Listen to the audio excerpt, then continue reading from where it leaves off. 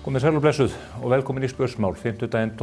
mars. Við sendum út á 5. í ljósi þess að á morgun verður útför Davíðs Oddssonar ritstjóra Morgunblaðsins og fyrrverandi forsætisráðherra gerð frá Hallgrímskirkju. Athöfnin hefst klukkan 1 og sýnt verður frá henni á mbl.is.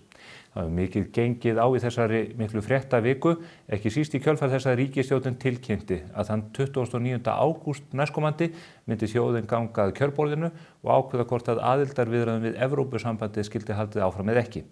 Það var einst rétt sem að hér var spáð að þessi umræða myndi yfirtaka aðra umræðu í samfélaginu, ekki síst þá varðar sveitarstjórnarkosningarnar sem að við munum sjá koma fram þann 16. maí næstkomandi. Það er auðvitað mikilvægt að sú umræða verði leidd fram og að kjósendur munu átta sig á því hvað í boði þegar kemur að því að skipa sveitarstjórnir til næstu 4 ára og einhverja leið verður að finna til þess að koma þessum stóru umræðum báðum tveim fyrir í ljósvaka á prentmiðlum og á netinu. En ríkisstjórnin hún hefur líka, leyfi mér að segja, farið undan í flæmingi því að það er verið að reyna að fá upplýsingar frá henni það hvað hún hyggist fyrir ef að aðildarviðræður verða veruleika. Þingsályktunartillagan, þingskjal nr. 875, er mjög rýrt í roðinu og einu samningsmarkmiðin sem að það eru tilgreind eru markmið sem að tekin eru upp endurunnin úr samningsmarkmiðunum frá ríkisstjórninni sem að sat 2009 til 2013. Við munum öll hvernig það mál endaði, sú vegferð, hún endaði út í skurði. Við höfum verið að leita eftir upplýsingum meðal annars frá Kristrúnu Frostadóttur, forsætisráðherra það hvort að í aðildarviðræðunum felist sú leið að Ísland fari að aðlaga sig að stofnunum Evrópusambandsins í meira mæli á meðan að aðildarviðræðunum stendur eða hvort að það gerist aðeins í kjölfar þess að aðildarsamningur yrði samþykktur. Kristrún var í viðtali í Morgunblaðinu í gær og hún neitar að svara þessari spurningum. Á sama tíma fáum við líka mjög misvísandi upplýsingar frá stjórnarmeirihlutanum það hvaða líkur eru á að þetta muni taka stuttan eða langan tíma. Það skiptir miklu máli fyrir þjóðuna til að átta sig á því hvað undir. Pavel Bartósek, formaður utanríkismálanefndar þingsins, hann mætti hér til mín í aukaþátt á mánudaginn síðasta og hann segir að það sé metnaðarfullt markmið að ljúka þessu viðræðum á 3 til 4 árum. Á sama tíma fer Þorgerður Katrín Gunnarsdóttir utanríkisráðherra mikinn, ekki síst í samtölum við erlenda miðla og hún segir að þetta geti tekið 1 til 1,5 ár. Stjórnvöld verða að skýra þessa mynd betur fyrir okkur. Við gerum kröfu til þess. Það er í raun og veru ekki hægt að ganga kjörborðinu fyrir en að stjórnvöld svara. Utanríkismálanefndin mun kalla eftir upplýsingum frá utanríkisráðuneytinu. En það verður að segjast eins og að það hefði verið meiri bragur af því að þingsályktunartillögunni sem að kynnt var á föstudaginn síðasta hefðu fylgt upplýsingar af þessu tagi. Stjórnin hefur stefnt að því leynt og ljóst að koma okkur inn í Evrópusambandið í gegnum aðildarviðræður af þessu tagi og þeim hefði verið í lófa lagið með allan þann fjölda starfsmanna inn í utanríkisráðuneytinu og annars staðar í stjórnkerfinu að undirbúa þetta mál þannig að almenningur væri ekki myrkri það hvað í þessu fælist. Svo er það spurningin það hversu mikinn meirihluta þurfi til þess að færa þessar viðræður áfram. Forsætisráðherrann segir mikilvægt að það verði afgerandi stuðningur við málið. Á meðan utanríkisráðherrann segir að það muni ekki skipta máli þó að það muni aðeins einu atkvæði á fylkingunum 2, þar að segja já og nei fylkingunum. Nýleg könnun Gallup sýnir að það eru það bil 52% þjóðarinnar hlynnti að fara í þessar viðræður en 48% á móti. Sú tala er einkar áhugaverð í ljósi orðaskipta sem ég og kollegi minn Andrés Magnússon áttum við Kristrúnu Frostadóttur, þá þingmann Samfylkingarinnar og formann en ekki orðin forsætisráðherra, þann 28. nóvember 2024, þar að segja 2 dögum áður en við gengum til þingkosninga síðast. Ég ætla að spila hérna fyrir ykkur upptöku úr þessum kappræðum, þar sem að talið berst að þjóðaratkvæðagreiðslunni sem nú stendur fyrir dyrum. Ég hef alltaf verið Evrópusinni, en ég vil auðvitað sjá hvað kemur út úr svona aðildarviðræðum. Samfylkingin vill til lengri tíma að við förum í þessa vegferð. En ég vil líka sagt, ég vil ekki standa frammi fyrir því að vera með klofna þjóð á næsta kjörtímabili. Hvað ef við fáum þá niðurst upp úr kassanum 52-48 já? Hvað á maður ef maður í forystu fyrir ríkisstjórn að gera þegar þú fær svoleiðis niðurstöðu? Það er heldur ekki góð niðurstaða.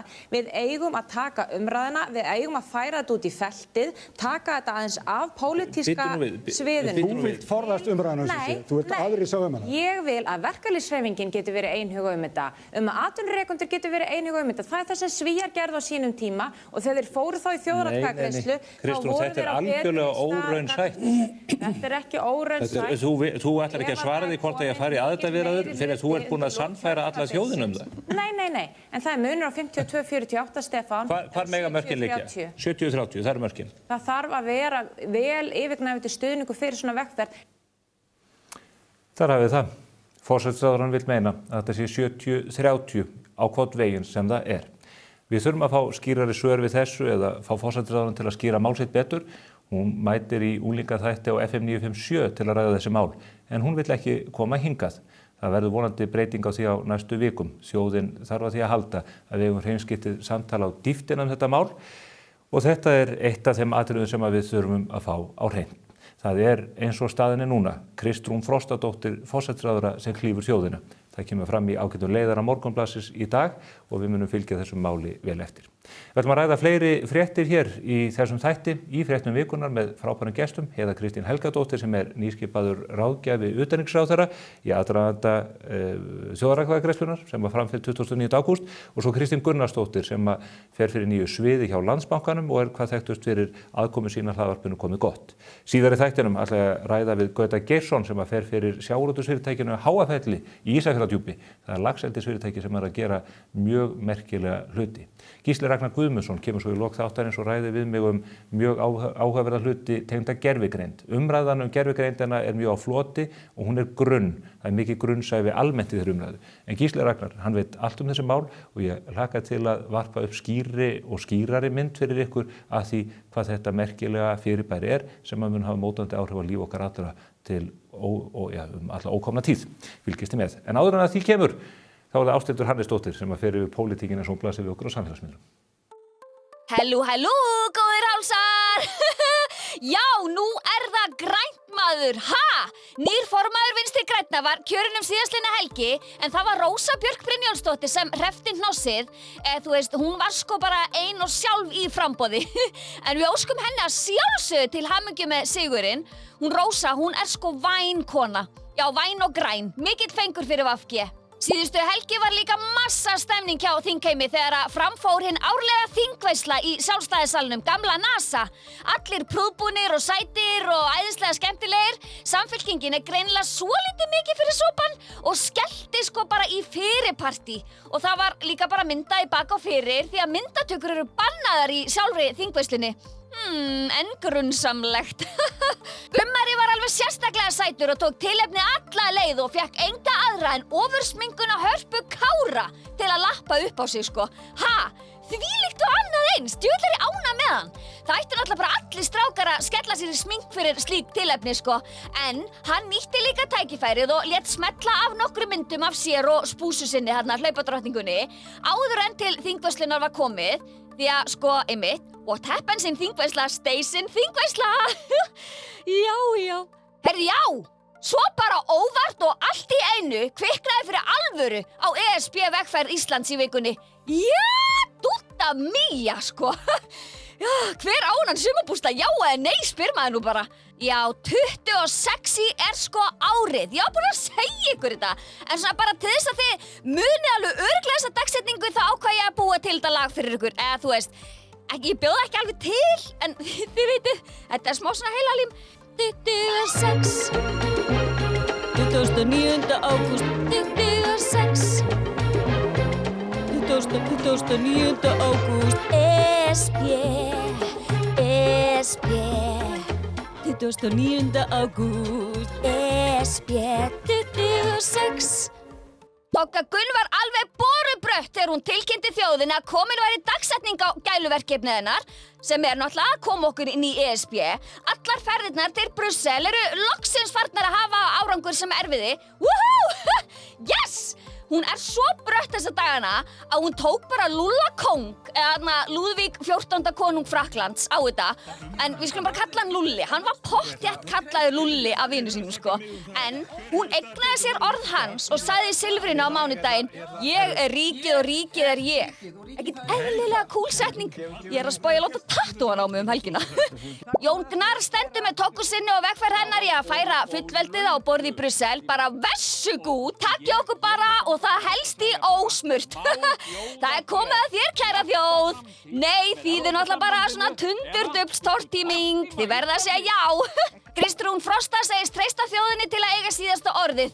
Vá, hvað það líka vel sagt hjá henni og alveg þaulhugsað. Maður fær eiginlega bara kjúklingahúð út allan kroppinn, sko. Eða svona eins og MC Gauti myndi segja, hvaða klisja það? Sigríður Andersen var alveg tjúl í ræðustól Alþingis og lýsti eftir ESB-elítunni. Ég meina eins og Tóta myndi segja, hvar þetta djöfulsins andskotans pakk? Nei, ég meina afsakið orðbragðið, ég bara vitni í orð Tótu, sko. Já, hvar þetta pakk? Þegar það að ræða mikilvæg mál, maður bara spyr sig. Það ekki bara að fara að krýna meistara í einhvers konar málhraki líka, ekki bara málþófi. Ísdrottningin búin að fá sig fullsatta, sko, ekki af ís eða Íslandi samt, heldur af þessu forystuleysi í forsætisráðherra. Hún bara ekki að ráða við þetta verkefni, segir Guðrún. Já, margur heldur mig sig, en já, hún bara ekki að ráða við þetta. Athygli vakti að Ingvar Þórodds skrölti á hækjum upp í ræðustól Alþingis á dögunum. Elsku kallinn, hvað ætlaði að koma fyrir Kvararling? Vona sé ekkert alvarlegt, en hann var samt ekkert voða þjáður að sjá, nema þá kannski svona samúðarþjáður með Þorgerði sem að, sko, Simmi Dabbi sakaði eitthvað svona ESB-plott og eitthvað og það fór eitthvað persónulega fyrir brjósti á Ingvari. Ég veit ekki með ykkur, en það kveikir smá í mér þegar kallpenningurinn reiður, sko, bara algjört tutti frutti. Austurlenski konfektmálinn Jens Garðar allt annað en sáttur við þetta ESB-brask allt saman og fór með ljóðalestur í pontu til að reyna að tala inn í hjörtu þessara samviskulausu Brussel-spena-elskara. Og já, það orð. Allavega núna. En já, flutningurinn á þessu ljóði var bara óaðfinnanlegur. Í alveg þetta fer að verða svo eitthvað svona Ísland gott talentsjó þarna niður yfir Austurvöll. Simmi Dabbi var smá leiður yfir því að Trump sé alltaf sagður vera Grýla. Ég veit ekki hvort hann sé móðgæður fyrir hönd Trump fyrir að vera líkt við Grýlu eða fyrir hönd Grýlu fyrir að vera líkt við Trump, en þau eru samt ekkert svo ósvipuð þessi tvö. Gætu alveg verið úr sömu fjölskyldu, sko, það einhver svipu með þeim. Nanna systir Simma Dabba fylgdist stolt með brósa alla leið frá New York City þegar hann beitti sér í ESB-umræðinu, en innan alla stóru Louis-töskurnar og bleiku púðluhundana og allt þetta, já, það allt hálf djúlað þarna í Ameríkunni. Þá var hún líka mjög stolt af Obbu okkar allra bestu sem var Íslendingur til mikils sóma og kvennaþingi Sameinuðu þjóðanna á dögunum. Sjá hana, hún alltaf flottust hún Obb. Kvöldvaktinn með Víði Reynisinni, gæti það ekki hljóma eins og eitthvað svona útvarpsþáttur á Rás 2? En já, hann stóð vaktina á þinginu á samt nokkrum öðrum vinnuþjörkum í vikunni sem vildu ræða ESB fram og tilbaka og helst bara fram á nótt. Það verður nú seint sagt að Víðir sé latu maður, sko. Það allir hressir þarna, sko. Nánast bara með tannstöngla þarna í augunum til að halda þeim opnum. Diljá Mist fekk hárnet og 10 númerum á stór stígvél í láni hjá strákonum í síldavinnslunni sem hún heimsótti í vikunni. Raunhagkerfis heimsóknirnar, þær eru svo dýrmætar og skemmtilegar. En Diljá heldur engin letingi, sko. Ó nei, þakkaði fyrir. Margur knár þó hann sé smár. Og það á svo sannarlega við Diljá sem var alltaf til dæmis 1 ára á undan í skóla. En í vikunni fór hún síðust manna út úr húsi eftir alla ESB-umræðuna sem náttúrulega bara hvergi nær í lokið, sko. En Diljá var sú sem slökkti ljósin og skellti í lás og var svo bara fyrst mætt aftur daginn eftir. Hæli að vera dugnaðar gaffall. Góða helgi, elskundar! Nýr GLC frá Mercedes-Benz. Alrafmagnaður lúxus með alltaf 715 km drægni. Forsala hafin. Askja. Samsung kynnir nýjan Galaxy S26 Ultra. Meira frelsi, meira næði. Can you do this? Kynntuð málið á samsungmobile.is.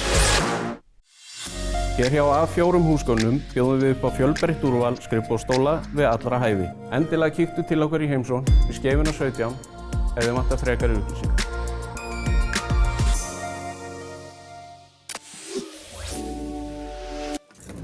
Komið sæl að nýju, við þökkum Ástildi Hannesdóttur fyrir hennar yfirferð. Hingað eru konur góðir gestir til að fara við fréttir vikunar sem ekki að skortnum skammti og úr mjög ólíkum áttum. Það þar Kristín Gunnarsdóttir sem upplýsingamaður upplýsingamiðlunar hjá Landsbankanum og hlaðvarpsstjórnandi með meiru og svo Heiða Kristín Helgadóttir. Hún ráðgjafi utanríkisráðherra núna fram að þjóðaratkvæðagreiðslunni 29. ágúst. Velkomna báðar þær. Takk fyrir. Þið eru báðar í nýjum störfum. Ég hélt að ég væri að fá nýjasta starfið á vettvang en svo gerist þetta. Það alltaf eitthvað að gerast. Já. Ég hnipti í þig áður en var tilkynnt þetta. Það staðan. Já. Þú varst bara svona spenntur að hafa mig. Já, það er alltaf gott að fá þig hérna í settið og þá reynda við Kristínu líka. Já. Til hamingju með nýju störfin. Takk. Það er vantarlega á stefnuskránni að þú staldrir lengur við Landsbankanum heldur en 20 til 29. ágúst. Ég stefni á það, já. En við erum náttúrulega eftir að sjá hvernig það allt saman fer. Er það metnaðfullt markmið? Já, er það ekki? Er það ekki bara eitt skref í einu? Hanga á þessu yfir sumarið, það væri flott. En mér finnst gott að ég sé komin að tíðin aftur, sko. Náttúrulega bróður minn var inn í síðustu viku, þannig að ég velti fyrir mig hvort að móður mín sé vantarlega hérna í næstu viku. Já, faðir, ég hef mikið ná að ræða golf við hann. Ok, já, hann er næstur. Enda afburðamaður golfi. Ég skil. Aðeins varðandi þetta verkefni í Landsbankanum, þú ert auðvitað þekktust fyrir þátttökuðinni Komið gott hlaðvarpinu, en þú ert hönnuður að mennt og starfaðir inn í verkfræðigeiranum, bankakerfið. Hvað er að gerast? Hvað gengur á? Ég er nú svo sem þó þessi hönnuður að mennt, þá er ég nú eins og þú sem lagði nú guðfræði á sín tíma. Ég hef nú aðeins svona söðlað á mínu starfsferli og var nú alveg hægt að hanna hann undir restina og var að stýra markaðsmálunum og í rauninni öllum samskiptamálum líka fyrir Eflu. Þannig að það er svona, og svo náttúrulega byrjaði ég með þetta hlaðvarp og þá svona ýtist ég ennþá lengra inn í fjölmiðlana. Þannig að það er svona kannski ekkert fáránlegt skref að láta meira til mín taka á þeim vettvangi. Og svo bara kemur þetta upp með þennan flotta banka sem er vel rekinn og ekkert nema gott að segja það. Þannig að ég bara ákvað að slá til og sjá hvort að ég get ekki gert eitthvað gagn. Þannig að þetta er óskiljanleg vegferð sem endaði með því að þú varst ríkisstarfsmaður. Já, ég meina ég er allavega ekki í Birkenstock skóm hérna í dag. Þannig að það þarf að spilna við. Ef þú væri hjá skattinu þá væri Birkenstock. Þeir fengu það einhvern tímann í jólagjöf held ég allir starfsmennir. Birkenstock skó? Já. Ég er enda að heyrta besta kaffið bara í Reykjavík síðan hjá skattinum. En þeir hafa ekkert boðið mér í kaffi. Og hefur ekkert með skóna að gera. Heiða, þú ert búsett í Bandaríkjunum og hefur verið að sinna áhugaðum verkefnum þar, en svo kemur óvænt inn í þetta, þú hefur svo sem verið tengd auðvitað við pólitíkina, traustum böndum og inn í Viðreisn. Þorgerður, hún hefur hnift í þig með skömmu fyrirvara og þú stóð ekki til. Já, við Þorgerður höfum nú verið í svona pólitísku samtali mjög lengi, sko, þannig að það kannski svona hafði ekkert endilega svona stuttan aðdraganda. Þetta var líka einhvern veginn svona persónulega finnst mér þetta bara mjög spennandi verkefni og mér finnst þetta bara svona eitt af þessum stóru málum sem að skipta þjóðina mjög miklu máli og hafandi einmitt haft afskipti af pólitík svona allan minn starfsferil með einhverjum hliðum, sko, þá bara gæti ég ekki ímyndað mér meira áhugaverðara og stærra verkefni en þetta að reyna að leggja mitt lóð á vogarskálan. Þannig að það var nú bara svona þróaðist í einhverju átt, sko. Og það er ekkert launungamál að þú hefur verið á þeirri línu að Ísland eigi að gera staðarlega að Evrópusambandinu verða 28. ríkið. Ég sko kannski ekkert alveg þar. Ég held ég sé svona það sem að mjög margir eru að mér finnst þetta vera svona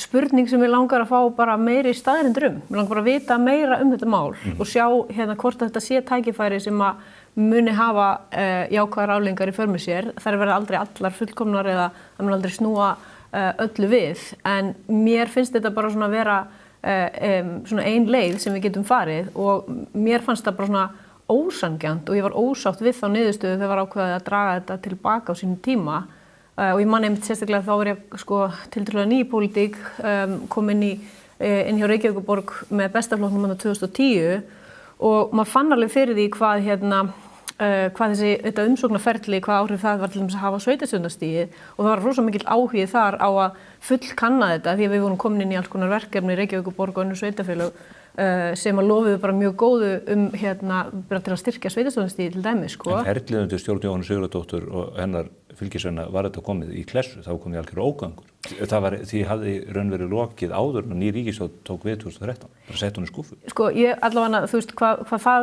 varðar allt saman, þú veist, þá auðvitað bara endaði það svona í skurðið. Það er bara eins og það er, þú veist. En mér fannst það samt ósanngjarn niðurstaða, þú veist, og pólitíkin þar réði ekki við það verkefni að koma þessu á þann stað að það var einhver einhugur að halda þessu áfram. Mér fannst það glata tækifæri þá, en aðstæður okkar voru líka þannig að það var ofboðslega eldfimt ástand. Ég meina, þú veist, ég var fulltrúi stjórnmálaflokk sem hafði, þú veist, verið stofnaður í janúar 2010 en náði kosningu í maí með yfirburðum. Þannig að stjórnmála ástandið sjálft var mjög kvikt og mikil upplausn og þú veist, við erum bara á allt öðrum stað í dag og en mér finnst það svona ennþá meira tækifæri í ljósi annarra hluta. Þú veist, ég held að við séum svona á svona stjórnmálakerfið sé á betri stað og mér finnst sko svo þróun sem að hófst þarna 2010 þar sem að svona opnaðist upp stjórnmálakerfið og fleiri komu að, mér finnst það hafa verið jákvætt skref, ég veit ekki allir sammála það, en sko óstöðuleikin bara annar staðar í dag og í umheiminum og eins og það sem við ætlum að ræða með Íran og fleira, þú veist, þannig að það er svona finnst mér ennþá meiri ástæða til þess að kanna þessa leið, sko. Ef við tökum aðeins talið aðstæðuna 2013, það tekur ný stjórn við eftir kosningarna þá. Sigmundur Davíð Gunnlaugsson vinnur með Framsóknarflokknum stór sigur, nær, ef maður rétt 23% atkvæða. Sjálfstæðisflokkurinn þarna á svipuðu slóðum og þeir mynda meirihluta. Báðir flokkar algjörlega þversum gegn Evrópusambandinu. Var ekki tómt mál að tala að halda áfram með viðræður við þær aðstæður? Það hefur hvergi gerst í heiminum að menn sem á mótið að fara inn í klúbbinn segi, við ætlum að halda hérna viðræðum áfram og kanna hvort það sé ekki físileiki fyrir því að fara þarna inn. En það hefði nú verið heiðarlegra að þeim bara að bera það undir þjóðina eins og þau sögðu fyrir kosningar, en sem þau gerðu ekki, sko. Var þetta ekki komið í algjöran skurð hvort þið er? Ég meina, Össur segi það sjálfur, sko. Mér finnst sko skurðurinn hafa verið sá að, þú veist, spurja ekki þjóðina á þeim tíma, þú veist, það var það sem að... Bara menn opnuðu þarna einhverja kafla og komist eitthvað áfram með það, alla kaflana sem reyndar féllu undir EES-samninginn og voru nokkuð klár og kvít. Menn opnuðu aldrei kaflana sem að stóru málin snúast Frakkarnir sögðu bara, þið ekkert að fara að fá það sem að þið viljið fá varðandi sjávarútvegskaflann sem að menn fullir að þó í dag að sé bara ekkert mál. Ég held að segja nú enginn að sé ekkert mál, en ég held að staðan í Evrópu hafi breyst mjög mikið hvað það varðar og tónninn sem við erum að heyra og mér að fólk er að segja það opinberlega auka, bara ráðamenn hjá sambandinu að þú veist, það þurfi einmitt að þú veist, taka tillit til sér aðstæðna og bara stöðu Íslands og ég held að þú veist hversu vegna það var ákveðið að fara ekki fyrst í erfiðustu hlutana og fara svo í eitthvað annað, þú veist, ég var ekki partur af þessu þá en ég veit að það verður áhersla á að fara strax í þessa meiri, flóknari kafla sko, strax til að fá úr því skorið vegna þess að það er raun og veru líka það sem við þurfum að gera, þú veist, ef við náum ekki saman þar þá er hitt til lítils. En utanríkisráðherra talar eins og að þetta sé ekkert mál. Páll Bartósson kom hérna til mín í síðustu viku og sagði, upphæði vikuna segir, þetta tekur 3-4 ár ef við erum metnaðarfull. Þorgerður Katrín fer í Politico og reyndar hérna heima líka og segir 18 mánuðir. Ef þetta er flókið mál eins og með sjávarútvegskaflann annað, er það þá ekki bara ósatt? Það held ég að sé ekki staðan. Ég held að sé bara, hún bara að varpa upplifun sinni á þeim samtölum sem hún er að eiga við fólk í Brussel og það sem þau hafa líka sagt, þú veist, og það held ég að sé, það er svona vilji þar til þess að líka afsanna þá kenningu að þau þurfa alltaf að taka svona langan tíma. Ég meina það eru önnur ríki sem eru í biðröðinu og hafa verið lengi í biðröðinni. Þú veist, Evrópusambandið hefur líka ákveðna svona, þarf líka að girða sig í brók með ýmsa hluti, þú veist, og ég held að það fyrir þeim að ná samningum eða ná samningaborðið á eins stuttum tíma er líka ímyndar og svona sjálfsmyndar mál fyrir þá, þú veist, þannig ég held að þetta geti alveg vel farið saman. Kristrún Frostadóttir notar orðalag, segir ég ætla að selja Ísland mjög dýrt, menn hafa kannski oftúlkað það, þetta er þetta ákveðið tungudag sem vísar í það að þú ætlar að vera harður í samningaviðræðum. Ef þetta er ímyndamál fyrir Evrópusambandið þegar þeir eru að bíða eftir að Moldóva og öll þessi austantalsríki kom inn, þá er ekki líklegt að þeir fái samning sem að teldist þeim hagfelldur ef að Ísland er að selja sig upp úr öllu valdi. Já, ég meina líka bara Ísland er á allt öðrum stað, hvað bara flest varðan þessi ríki sem þú ert að nefna og ég hjó nú eftir því að Þorgerður tók það dæmi í Silfrinu minni núna á mánudagskvöldið að tók eitthvað dæmi einhverja húsnæðisvexti í Króatíu. Núna var ég í Króatíu bara í fyrra páskana einmitt fyrir tilviljun bara og bara hafði aldrei komið þangað áður og þar blasa við manni tómar blokkir að hruni komnar bara nánast á hverju einasta götuhorni og þá fór ég svona í einhverjum lúðaskap að glöggva með okkur þetta væri svona og þú veist þetta er bara land sem er bara búið að vera að ströggla við bara grundvallar hugmyndur eignarétt bara þú veist síðan þeir komist undan stjórn tjaldsins þarna þannig að þú veist það er bara fasteignamarkaður sem er bara á allt öðru þróunarstigi heldur en hérna heima og bara ekki hægt að bera þetta saman. Þannig að mér varst þetta dálítið svona hallærislegu samanburður. Samanburðurinn gengur náttúrulega bara út á það að þú veist, við höfum verið að glíma við verðbólgu og vexti það er líka út af öðrum hlutum og ég meina það er líka búið að segja að við getum ekki fengið einhverja evrópska Króatíu vexti og verið með íslenska vinnumarkað. Nei, en þú veist það sem að samanburðurinn þarna varandi Seðlabankastjóri Króatíu gengur náttúrulega bara aðalega út á það að segja að þú veist þarna möguleiki, þú veist, það sem hann var að segja var að fólk hefði ekki trúað því að við hefðum getað fengið vexti þeir hefðu getað fengið vexti sem varu sambærilegir við Þýskaland. Þú veist, það hefur tekist. Það sem hún var að benda á þá að þú veist, það sem við viljum gera að fullkanna þessa leið. Hvað stendur okkur til boða? Hvaða afleiðingar getur þetta haft? Já. Ég held að þú veist, það væri mjög einkennilegt ef fólk heldur að reyna að halda því fram að það sem að Þorgerður eigi sér heitastan draum að við verðum einhvers konar Austantjaldsríki. Það er augljóslega ekki það sem ég var að meina. Nei, en þú veist, það þarf ekki heldur að taka þessu svona bókstaflega. Það sem við verðum að segja hér einhver leið sem við getum farið, þú veist, til þess að opna á það hvaða möguleikar eru þarna hinum megin, hvaða samning getum við fengið á borðið til þess að styrkja okkar eigin stöðu og styrkja okkar efnahagskerfi og bara þá framtíð sem við getum boðið börnunum okkar. En verða menn ekki að bera saman epli og epli en ekki epli og appelsínur? Af því að eins og Kristín nefnir að þá líka vitað að fasteignaverð í raun og veru falla vaxtastigin. Þannig að ef okkur verður að ósk okkar og húsnæðisvexti fara hér segja niður í 2-3% sem væri stórkostlegt fyrir kaupendur og húsnæði allavega á pappinu séð, en þá vitum við að fasteignaverð ríkur upp leið og vextin tikka niður, þá hækkar verðið á fasteignunum og fólk þarf að taka stærri lán. En þetta snýst líka bara fjármagnskostnaðinn, þú veist, til þess að ef þú ætlar að fara af stað og reyna að byggja húsnæði hérna, þú veist, það sem líka mjög erfitt í okkar efnahagskerfi og bara því að ná upp húsnæðisstokk hérna bara vaxtastigið, þú veist, og sem að þeir sem reyna að byggja, bara þau lán sem þeir geta tekið, þannig að þú veist, allt hjálpast þetta að, þú veist, og það enginn að reyna að halda því fram að þetta muni breytast bara leið og við fáum samning og þá drjúpi hunang af hverju strái, þú veist, en þetta leið sem að mjög margir og líkt þengjandi fólk eins og við, þú veist, í Danmörku, Svíþjóð, Þýskalandi, bara víðar, þú veist, hefur ákveðið að þetta sé svo bara þetta er það samfélag sem þeir verða að tilheyra. Okkur stendur þetta til boða, þetta ein raunveruleg sviðsmynd, af hverju ættum við ekki að vilja vita meira? Eitt í þessu sem að mér langar kannski að taka upp í samtalinu var það tímasetningun á þessari atkvæðagreiðslu.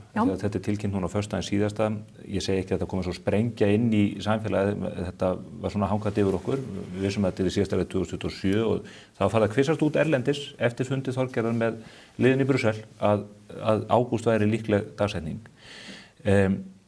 En Kristrún, hún verður forsætisráðherra með því loforði að hún sé með sleggju sem aðrir flokkar hafa ekki haft og hún ætla að keyra niður verðbólguna og þar með vextina.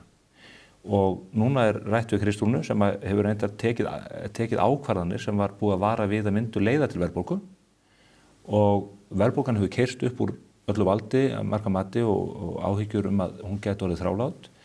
Og þegar hún spurð, hvar sleggjan, hvar verkfærin sem þú lofaðir að þú væri með en aðrir ekki, að þá segir hún, já við munum kannski tilkynna eitthvað eftir páska. Ef að verkefni var að lækka vextina og verðbólguna, af hverju þetta þá orðið aðalatriði sem þá sennilega að ég held miklu meira langtíma mál heldur en 1 til 1,5 ár. Ég held að það sé miklu raunhæfara með reynslu annarra þjóða, þetta séu 3, 4, 5, jafnvel 6 ár. Hvað sleggjan? Ég held að fólk getur nú bara farið að venja sig við það að þessi ríkisstjórn getur tekist á við mörg flókin verkefni í einu. Ólíkt því sem var hér síðustu 7 árin, þar sem lítið gerðist. Hún gæti bara tekist á við eitt verkefni á vorþinginu, sko. Hún ýtti bara öllum öðrum málum til hliðar. Það ekki rétt, Stefán. Það bara verið að, þú veist, þetta er ríkisstjórn sem að taka við, þú veist, og að bara raða upp í alls konar verkefni og það verið að vinna fullt af vinnu. Ég hef engar áhyggjur af því að þetta verði einhvern veginn eitthvað svona það eina sem kemst að og það bara sannarlega ekki þannig. En hvar sleggjan? Hvar eru verkfærin sem Þú verður að spura Kristrún að þessari sleggjan. Nei, ég get ekki, hún og þinn yfirmaður, þær vil ekki koma hingað. Þannig að það ekki hægt að tala við þær. Þær mæta bara í brennsluna á FM 957 og mæta þar andlegum jafnókum sínum. Hún alltaf að velur Rikka G fram með þig og það ljóst. Já, það myndu allar konur gera. Þú verður eitthvað að skoða það skoða í hjartanu, hvað veldur því? Hvað veldur því? Já, kannski ég þarf að horfa inn á við. Hvar sleggjan? Á ekki þjóð, ég spyr bara, þetta var mjög skýrt. Þetta var loforðið. Þetta var mjög skýrt. Við fáum ekki svör sleggjuna og við fáum þetta engin svör. Ég meina það hafa líka eiginlega engin svör komið og nú allavega greiningar aðalar eru að benda á það að það verður nú öllum líkindum vaxtahækkun í næstu viku á miðvikudaginn þegar næsta stýrivaxtaákvörðun verið að búast við svona einhverju 25 púnta hækkun, eitthvað svoleiðis, sem náttúrulega ekki góða fréttir. En ég veit ekkert almennilega hvað það þau segja að það ætla að gera eitthvað eftir páska, kannski eftir páska. Máske? Já, einmitt. Þegar ég fer á hugaflugum hvað þau ættu nákvæmlega að gera, ég bara ekki alveg viss hvað það sem þau geta gert á þessum tímapunkti. Þau gætu til dæmis undir ofan á vörugjöldunum sem bara staðfest að Hagstofunni að keyrði verðbólgunni, þau gætu bara snúið þeirra ákvörðun við og þar með bara kanselera því sem voru búin að ákveða. Já. Menn þurfa ofta að endurmeta hlutina. Það er bara við alla. Mér finnst það kannski alveg gríðarlega ósennilegt að þau gerir það. Já, ég held að það sé rétt. Ég held að þú verður bara að bíða og sjá hvað kemur. Það er allavega verið að vinna að alls konar málum samhliða þessu, þannig að það þarf enginn að hafa áhyggjur af því að sú vinna hætti. En einu hefur verið fleytt upp í umræðunni, ég ætla ekki að fullyrða það sjálfur, en það að núna hefur verðbólgan keyrst upp, var lægri þegar þau taka við heldur hún núna, og margt sem betur til þess að hún verið þrálátur og jafnvel hækki, að vextir séu núna að vaxta kúrvan sé bara snúast við, aftur upp á við.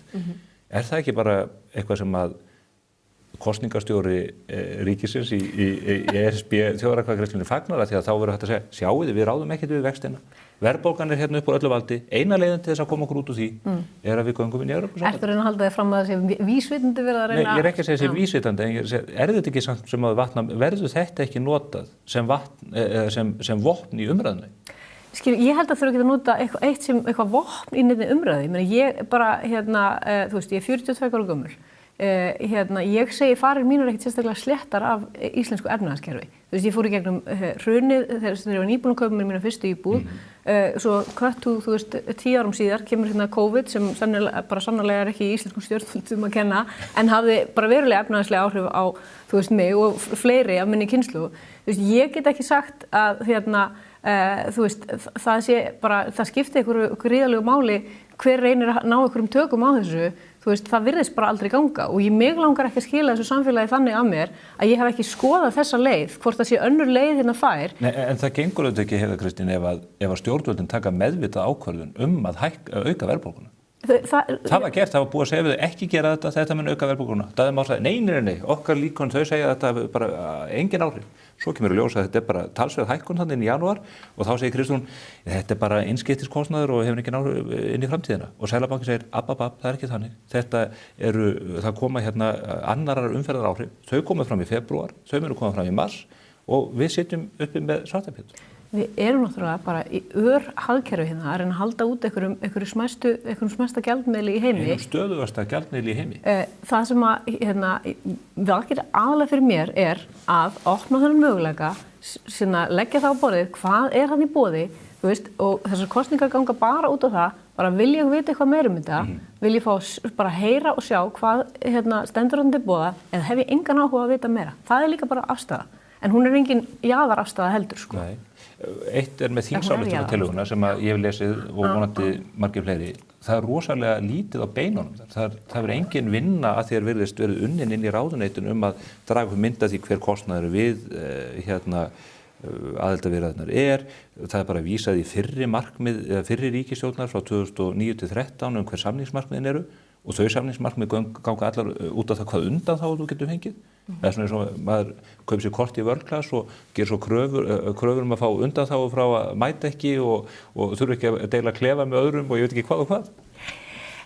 Málin er alltaf bara í þinglegri meðferð og það fer inn í utanríkismálanefnd og þar verður kallað eftir ýmsum upplýsingum og En gæti ekki ráðuneytið unnið þetta hefur legið fyrir 1,5 ára að þetta leggja þetta fram? Hvað er allt þetta lið niður í utanríkisráðuneyti í þessari höll sem að þú starfa nú í niður í Austurhöfn, fallegt hús að mestu leyti. Hvað er þetta fólk að gera? Það er bara að sinna ýmsu með annars borgaraþjónustu og fleiru.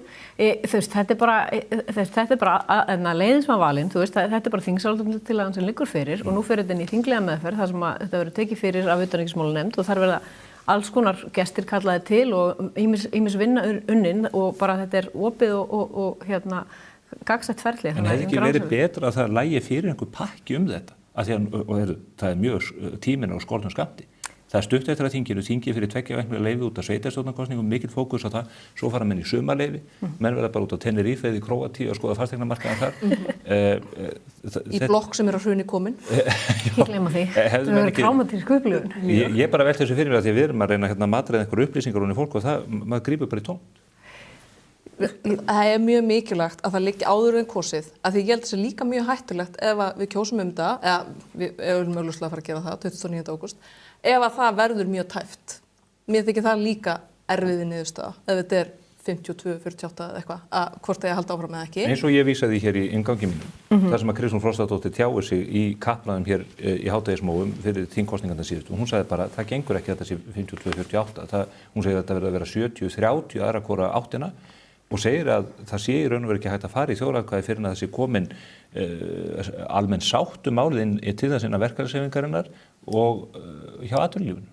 Og það þarf að líka ljóst fyrir, hverju ætlaðu að einmitt ekki endilega bara hvað undan þá er hægt að grenja út, heldur bara með hvaða markmið á að fara inn, hvað á að gera gott fyrir, eða hverju á að reyna að ná fram sem er okkur til hagsbóta og líka ég veit það ekki, mér finnst það alltaf erfitt að þið segja já þetta þarf ekki að taka svo langa tíma en auðvitað tekur þetta samt yfir og þá þarf líka að gera svolítið grein fyrir því bara hvert verður umfangið af þessari vinnu og það er líka að tala þeim sem eru mjög mikið á móti, ræði mikið á nei, við byrjum strax að breyta hlutum til þess að passa betur inn í þetta móti okkar. Mér finnst þetta þurfa alltaf að vera mjög skýrt. Ég held að þessi þinglega meðferð muni leiða mikið þessi ljós og svo er það auðvitað þannig að við höfum reynslu þannig að það er hægt að byggja eitthvað leiti á henni þannig að talandi hvað er fólk að gera, það liggur líka fyrir ákveðin vinna sem er búið að gera þannig að allt þetta er hægt að nýta að einhverju leiti aftur en mér finnst þetta líka bara að stóru leiti snúast það að verkefnið okkar er þá líka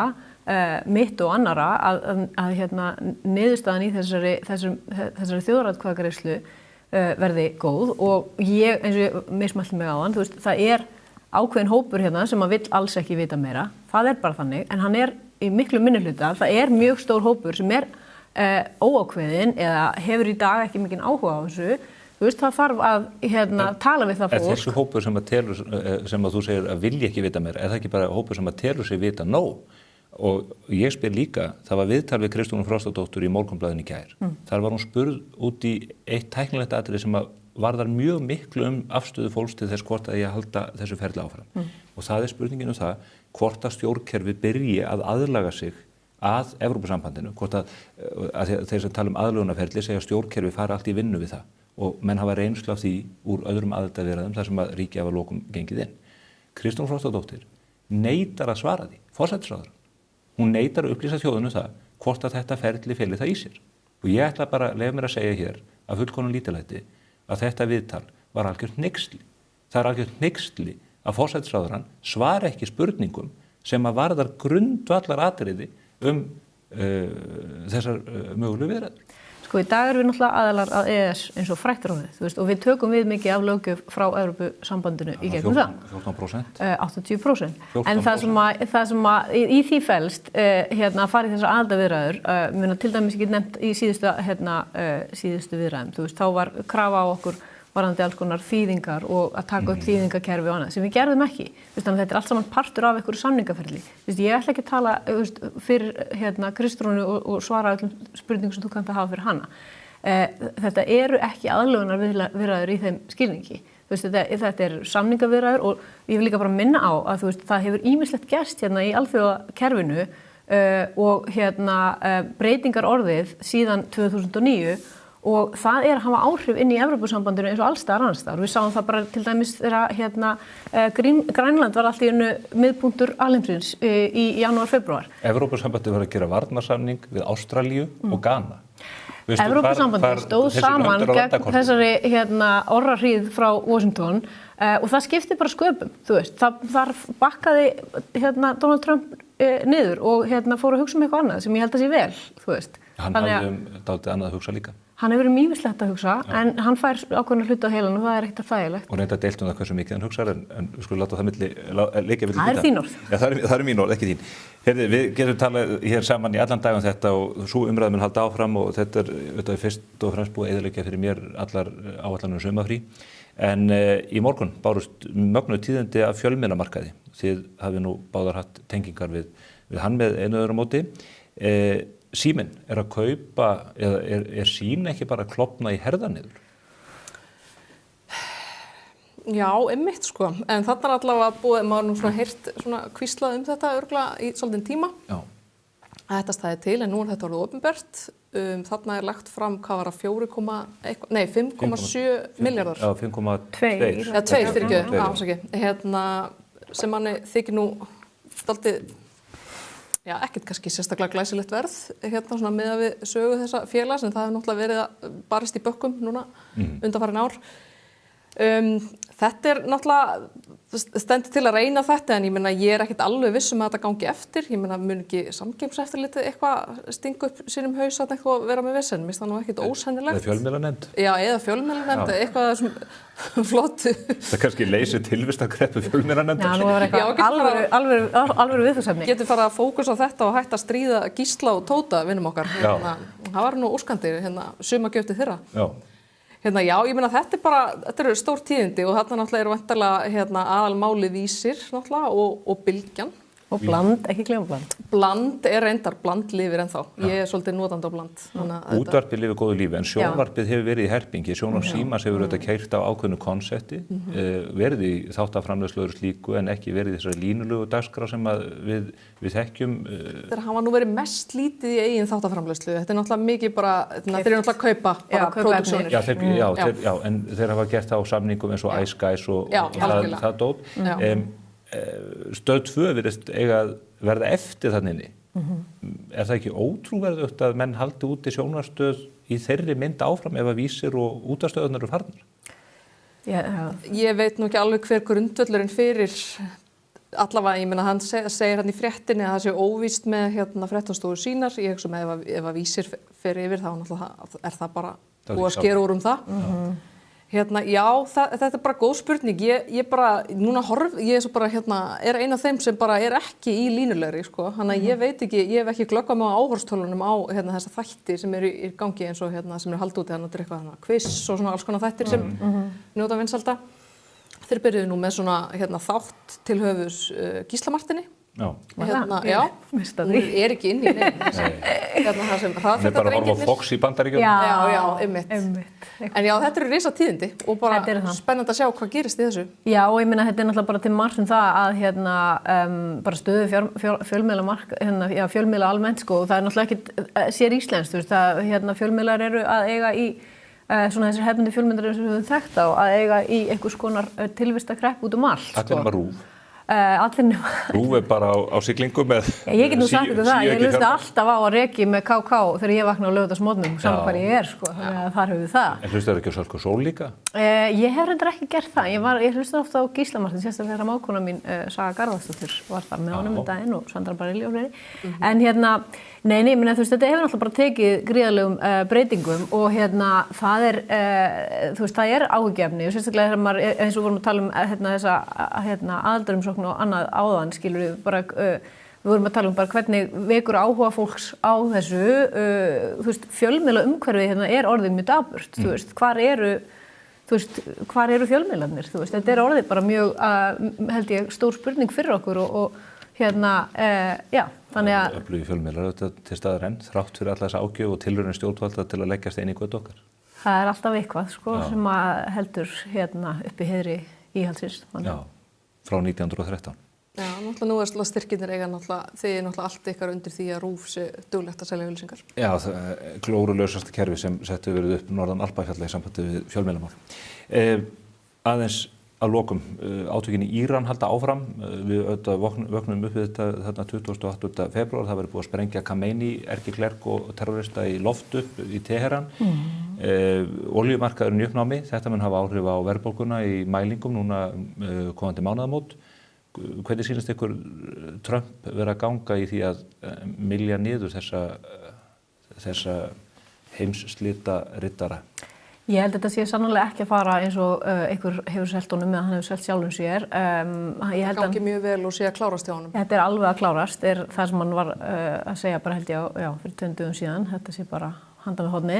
Ég held að hann hafi þarna farið aðeins fram úr sér og ég meina hann til dæmis, þú veist, bara það er mikil svona affordability krísa í Bandaríkjunum, þú veist, það er bara svona orðið mantran frá demokrataflokknum þar sem þið tala allstaðar með affordability og þetta fyrir ofboðslega. Það tala bara þessa framfærslukostnað. Já, þú veist, það er ekki eldsneytisverðið mikil áhrif. Mikil áhrif og í raun og veru það eina sem er ennþá ódýrt í Bandaríkjunum bensín. Og þegar þetta fer líka, sem að bara að gerast, ég meina hann tók þetta sérstaklega fram þarna í stefnuræðu sinni daginn, þar tók hann alveg bara nokkrar mínútur í að tala þú veist, að allt væri að fara niður, matvælaverðbólga, allt saman, og nefndi sérstaklega bensín og hann hefði verið í Iowa daginn og þar hefði hann séð gallónin á undir $2 og annað. Þú veist, því að þetta er bara svona, hefur bein áhrif á alla og þetta er svona hlutir sem að kjósendur eru mjög uppteknir við að refsa forsetum hvort sem að þeir eiga hafa bein áhrif á það eða ekki. Þarna mjög auðvelt orsakasamhengi. Þannig ég held að það sé mjög mikið ágefni fyrir hann hvernig hann ætlar að snúa þessu við, því að þannig bara, búið að kveikja í ákveðnu púðurtunnu held ég. Og þarna aftur, þú veist, ástandið í heiminum er orðið þannig að ég sé ekki fram á að við séum að fara að horfa á okkur rólega tíma, þú veist, og það sem að gerast með bara virðiskeðjur og dreifing á vöru og olíu auðvitað og vörum sem eru þá búnar til olíu eru mjög háðar olíu.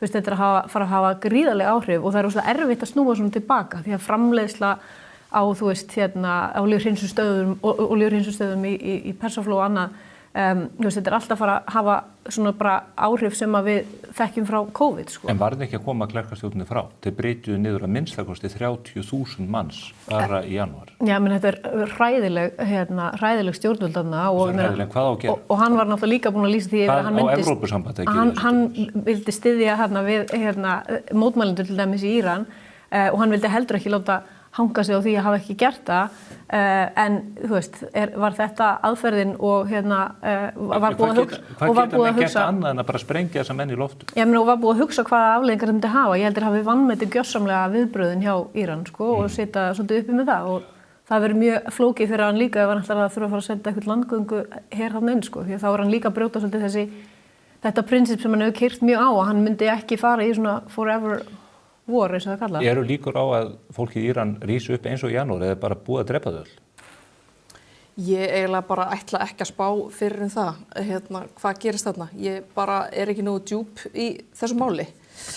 En þetta er náttúrulega bara hryllilegt saman hvernig á það er litið. Hryllilegt að búa í Íran undir þessari stjórn og hryllilegt ástandar núna.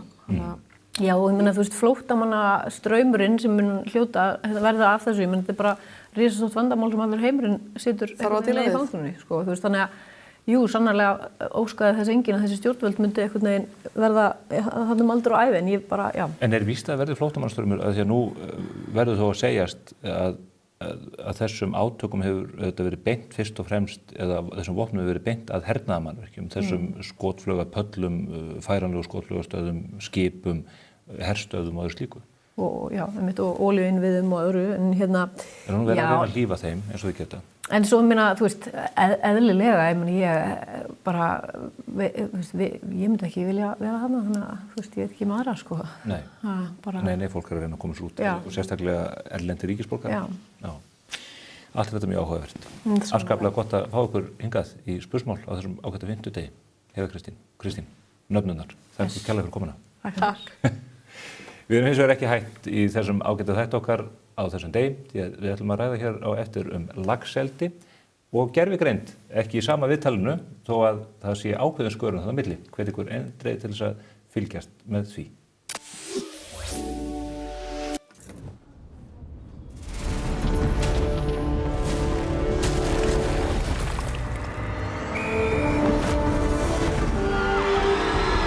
Hvern langar þig að hitta í dag?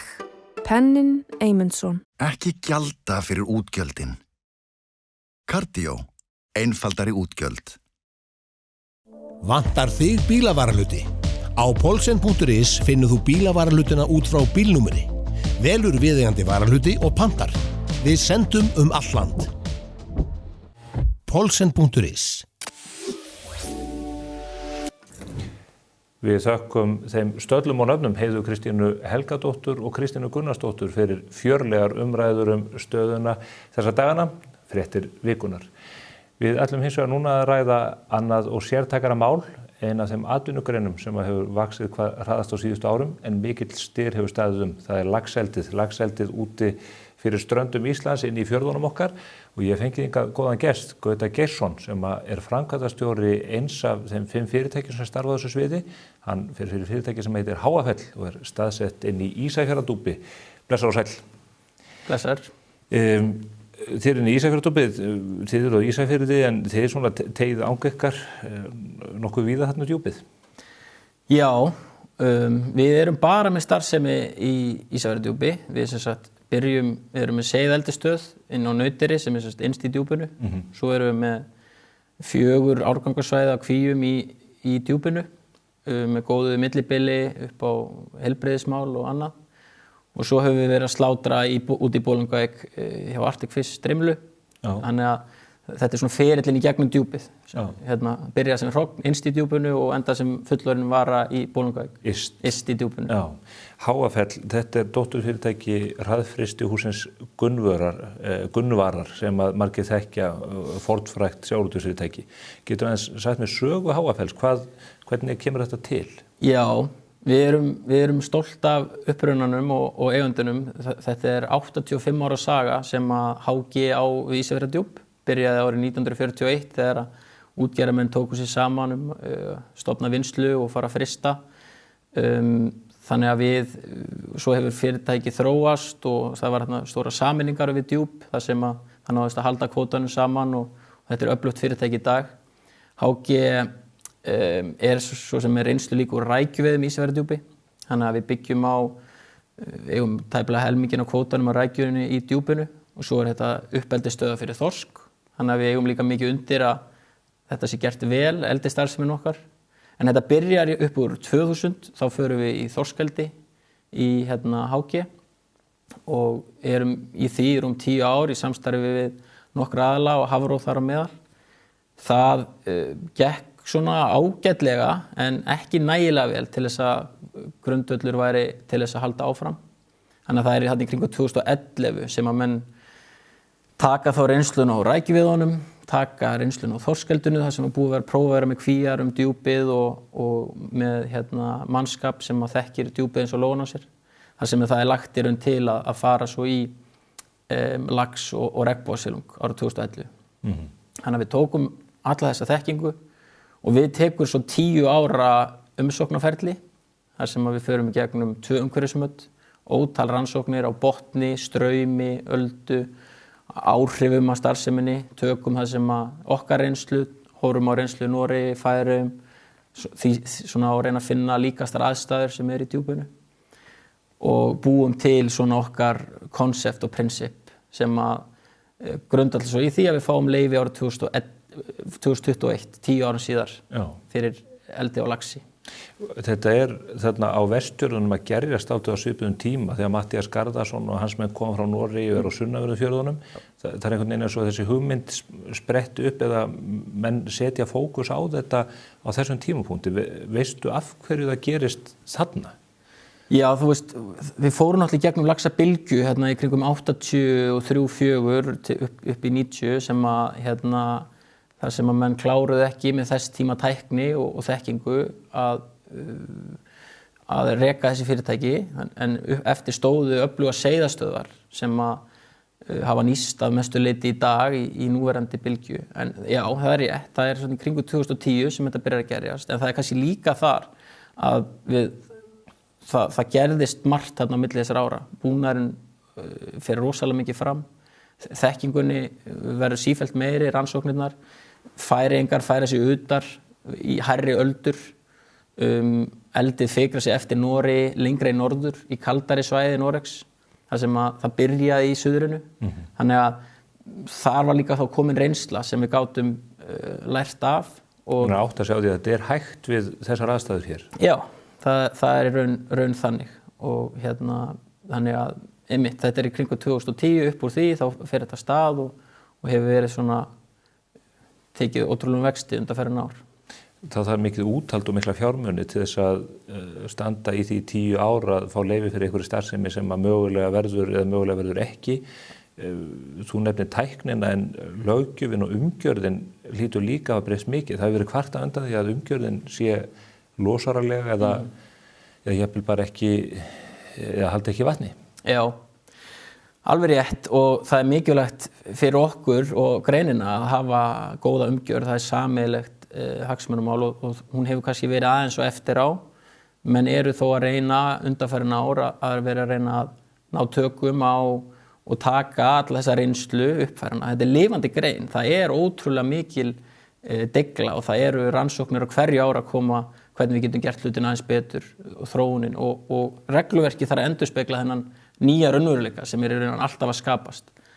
En það rétt varðandi fjárfestingarnar, þetta ótrúlegt langhlaup og ég held að fólk kannski átti sig ekki á því hvað þú þarft eins og við erum 10 ár í umsóknarferli, þannig að leggja út pening allan þennan tíma í rannsóknir og öflun og afla sér þekkingu og svo þegar þú fær leyfi loksins þá getur þú farið að fjárfesta í seiðeldisstöð og það getur tekið 1-2 ár, svo þegar þú ert búin að því þá þarftu að taka inn hrogn og þau eru kannski 1,5 ár inn í stöðinni þangað til að þau fara til sjó og það eru kannski annað 1,5 ár. Þannig að þetta gríðarlegur tími, allan þennan tíma þarftu að hafa starfsfólk, þarftu að hafa fóður, þarftu að hafa búnað og leggja í gríðarlega fjárfestingu áður en að í raun peningarnir fara að skila sér tilbaka. Þannig að þú þarft að hafa trú, þú þarft að hafa gott plan og þú þarft að hafa ákveðin fyrirsjónleika til lengri tíma. Og þarna auðvitað öflugt sjávarútvegsfyrirtæki sem hefur þessa burði. Ég tel mig vita að það fyrirtæki og ég hef tekið viðtöl sem að varpa ljós á stuðning þess við hið ótrúlega fyrirtæki Kerecis á sín tíma. Roðið frá hraðfrystihúsinu var notað til þess að koma því verkefni öll á laggirnar. Ólíginn sagði mér að þrátt fyrir samninga þar að þá hefði aldrei verið rukkað fyrir roðið. Síðan Kerecis selt fyrir 180 milljarða og hraðfrystihúsið Gunnvör sem hluthafi fékk, ef ég man rétt, 3 milljarða út úr því verkefni. Hafa þessi fjármunir verið nýttir þá inn í þessa uppbyggingu ykkar? Já, ég held að það alveg ótt að segja það og þeir sem skoða það hvað HG að gera núna, þeir eru að smíða nýjan frystitogar á Spáni til þess að endurnýja flotann og svo eru þeir að leggja alveg ótrúlega mikla peninga í Háafell. Þannig að einmitt þetta frábæra nýsköpunarverkefni sem við erum mjög stolt af og gaman hafa verið hjá HG að vera partur af því. Þessu peningum velt aftur út í samfélagi til þess að gera ennþá sterkari stoðir undir rekstri þess og samfélagsins þar á meðal. Þannig að nýsköpunin og svo ótrúlega hátækni sem því fylgir henni fleytt út í nýsköpun og endurfjárfestingu á svæðinu. Já. Eins og Guðmundur Fertram hefur reyndar fullyrt að menn hafi gert í miklu mæli og ekki bara hjá ykkur. Einmitt. Drögum aðeins upp mynd af umsvifum laxeldisins á Íslandi. Ég nefndi að þetta eru 5 fyrirtæki, þið eru svona annarra 2 smærri leikjendunum, ef ég vil mér að fullyrða það. Hvað erum við að horfa upp á miðað við núverandi forsendur að laxeldi á Íslandi sé stórt og hafi heimildir til að vaxa upp í? Einmitt. Þetta hefur verið nált 50 milljörðum núna útflutningstekjur af eldisafurðum allan undanfarin 2 ár. Við erum með í fyrsta lagi þá kannski það þekki ekki allir söguna en þess að árið 2004 er Norðurlandi mestu leyti og Vesturlandi lokað fyrir sjókvíaeldi. Bannlagt við því? Já, vegna nálægðar við laxaár. Það var svona ákveðin ráðstöfun. Svo þannig að þetta er á Vestfjörðum og hluta Austfjarða og ferlið í raun sem að ákvarðar hvað mikið svigrúm til vaxtar, það háð rannsóknum sem að Hafrannsóknastofnun fer með og þetta eru nokkri þættir. Fyrsti burðarþolsmat og þá hefur Hafrannsóknastofnun reiknað fyrir hvern fjörð hversu mikið lífrænt álag þessi fjörður þolir þannig að öll gildi séu eðlileg. Það farið fram miklar rannsóknir, það búið að taka sýni af botninum, mæla súrefni, strauma og meta þetta í svona heildstæðu mati. Í ofanalag þurfa svo fyrirtækin að fylgjast með hverju eldissvæði sínu og passa öll gildi séu innan marka sem settir á opinberum aðilum. Þannig að það mjög vel fylgst með þessari sem oft kölluð mengun en í raun skítur og fóðurleifar. Við þekkjum það ef að bóndi mokar skít í stóran haug á túni þá ekki mikið vona að það vaxi gott gras undir þeim haug en ef hann dreifir því á túni þá sprettur þar upp iðagrænt gras og sama má segja þetta. Þetta eru skítur og fóðurleifar og þess vegna erum við að velja okkur að vera á straumgóðum svæðum sem eru djúp þannig að þetta dreifist Það sem að fer niður frá fiskinum Já. og hann er ekki að éta eða skilur af sér, Já. að það þá náttúrulega hreinsun einhvers konar. Já, og þetta eru bara, það er nákvæmlega þannig og við erum að passa upp á það sé ekki ágengar tegundir og þá verður lífríki undir kvíunum einhæft ef að við leyfum þessari söfnun að verða og þess vegna þetta mjög vel fylgst með. Annars vegar hafró í heild á fjörðunum og svo hins vegar á hverju svæði fyrir sig og þá þurfum við að taka sýni fyrir áður en við byrjum, taka kontrollpröfu, svo það meðaneldir og svo megum við ekki setja út aftur nema gildin séu þannig að það var eins og þegar við byrjuðum. Annars eru svæðin hvíld í tiltekinn tíma. Já, þau eru alltaf hvíld í 3 mánuði en ef að það eru vísbendingar að það er eitthvað álag, þá eru þau hvíld lengur og þannig að þú setur ekki út fyrir það er í lagi. En hingað til á Íslandi, við erum með góða strauma, við erum með válynd veður, það blandar sjónum vel og þetta dreifist vel. Þannig að gildin þurfa að ná sama marki og áður en að hafist var handa við að fylla kvíarnar af fiski. Já, það er svona gott það er mjög nálægt í að við þurfum bara að vera á sama stað. En þetta er það sem snýr að fjörðunum sjálfum. Og burðarþoli þeirra. Þannig að þetta eru strax takmarkandi þættir á framleiðslunni. Hvað segir burðarþolið ef þú skoðar öll svæðin? Á hvaða niðurstöðu? Við erum nálægt 150.000 tonnum ef mann rétt það sem er búið að gera. Ísafjarðardjúp til dæmis 30.000 tonn. En svo hefur löggjafinn innleitt annað takmarkandi þátt og það getur verið fjarlægðir á milli eldissvæða. Þú getur ekki sett þetta bara allt í eina kös, þannig að það verða að vera 5 kilometrar á milli óskyldra aðila sem þýðir það að það er þá ekki endalaus pláss og svo er þriðja takmarkandi þátturinn, það er áhættumat sem var bundið í lög 2019 og það er þá líka Hafrannsóknastofnun sem er að meta það hversu mikið magna fiski sé í sjó, laxi, án þess að það sé að skaða villta laxastofninn. Og það er í dag takmarkandi þátturinn fyrir framleiðslunni 106.000 tonn, þannig að sú takmörkun gildir umfram burðarþolið. 150.000 verða 106.000 og er væntanlega mismikið eftir tilteknum svæðum. Já, eftir fjörðum ástandi þeirra, þannig að burðarþolið stýrir þá líka áhættumatinu, þannig að við förum aldrei hærra í áhættumati heldur burðarþolið leyfir. Þannig að, og svo er í ofanálag umhverfismötin sem við þurfum að vinna og höfum gert mjög ítarlega. Þar geta verið einstaka kvaðir eftir svæðum og aðstæðum, þar sem að það eru frekari kröfur á okkur sem eldisaðila. Þannig að þetta er kerfi sem við búum í dag og þetta er þá potensialið þessi 106.000 tonn miðað við núverandi leyfi. Svo er mismunandi, Íslandi er náttúrulega með kaldan sjó yfir veturinn, það getur takmarkað nýtingu leyfanna, varðandi útsetningu seiða og svona optimaliseringu á leyfunum maður bera það saman við Noreg. En undanfarin ár hefur framleiðslan verið nálægt 50.000 tonnum en lítur út fyrir núna, við erum að setja greinin er að setja aðeins stærri seið út og aðeins fleiri, þannig að það lítur út fyrir svona vöxt næstu ár.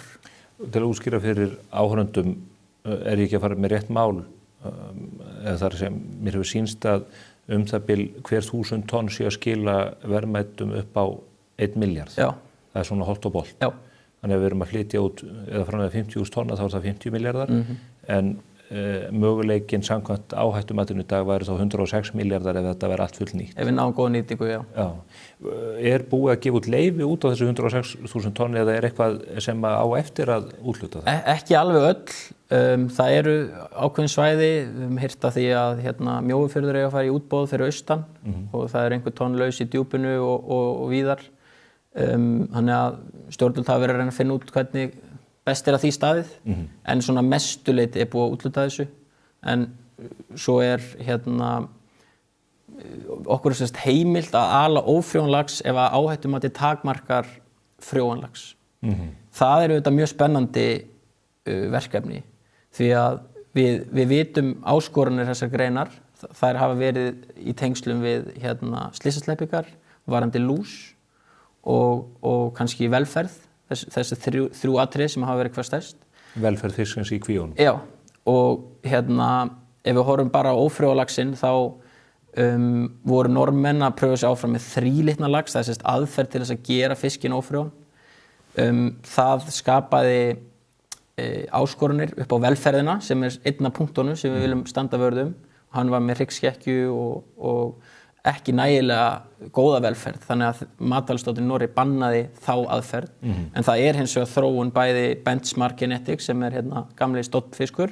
Íslenskt fyrirtæki? Já, og svo Hafrannsóknastofnun eru bæði og fleiri aðilar í Noregi að vinna að tvílitna ófrjónlaxi og við fylgjumst mjög spennt með því.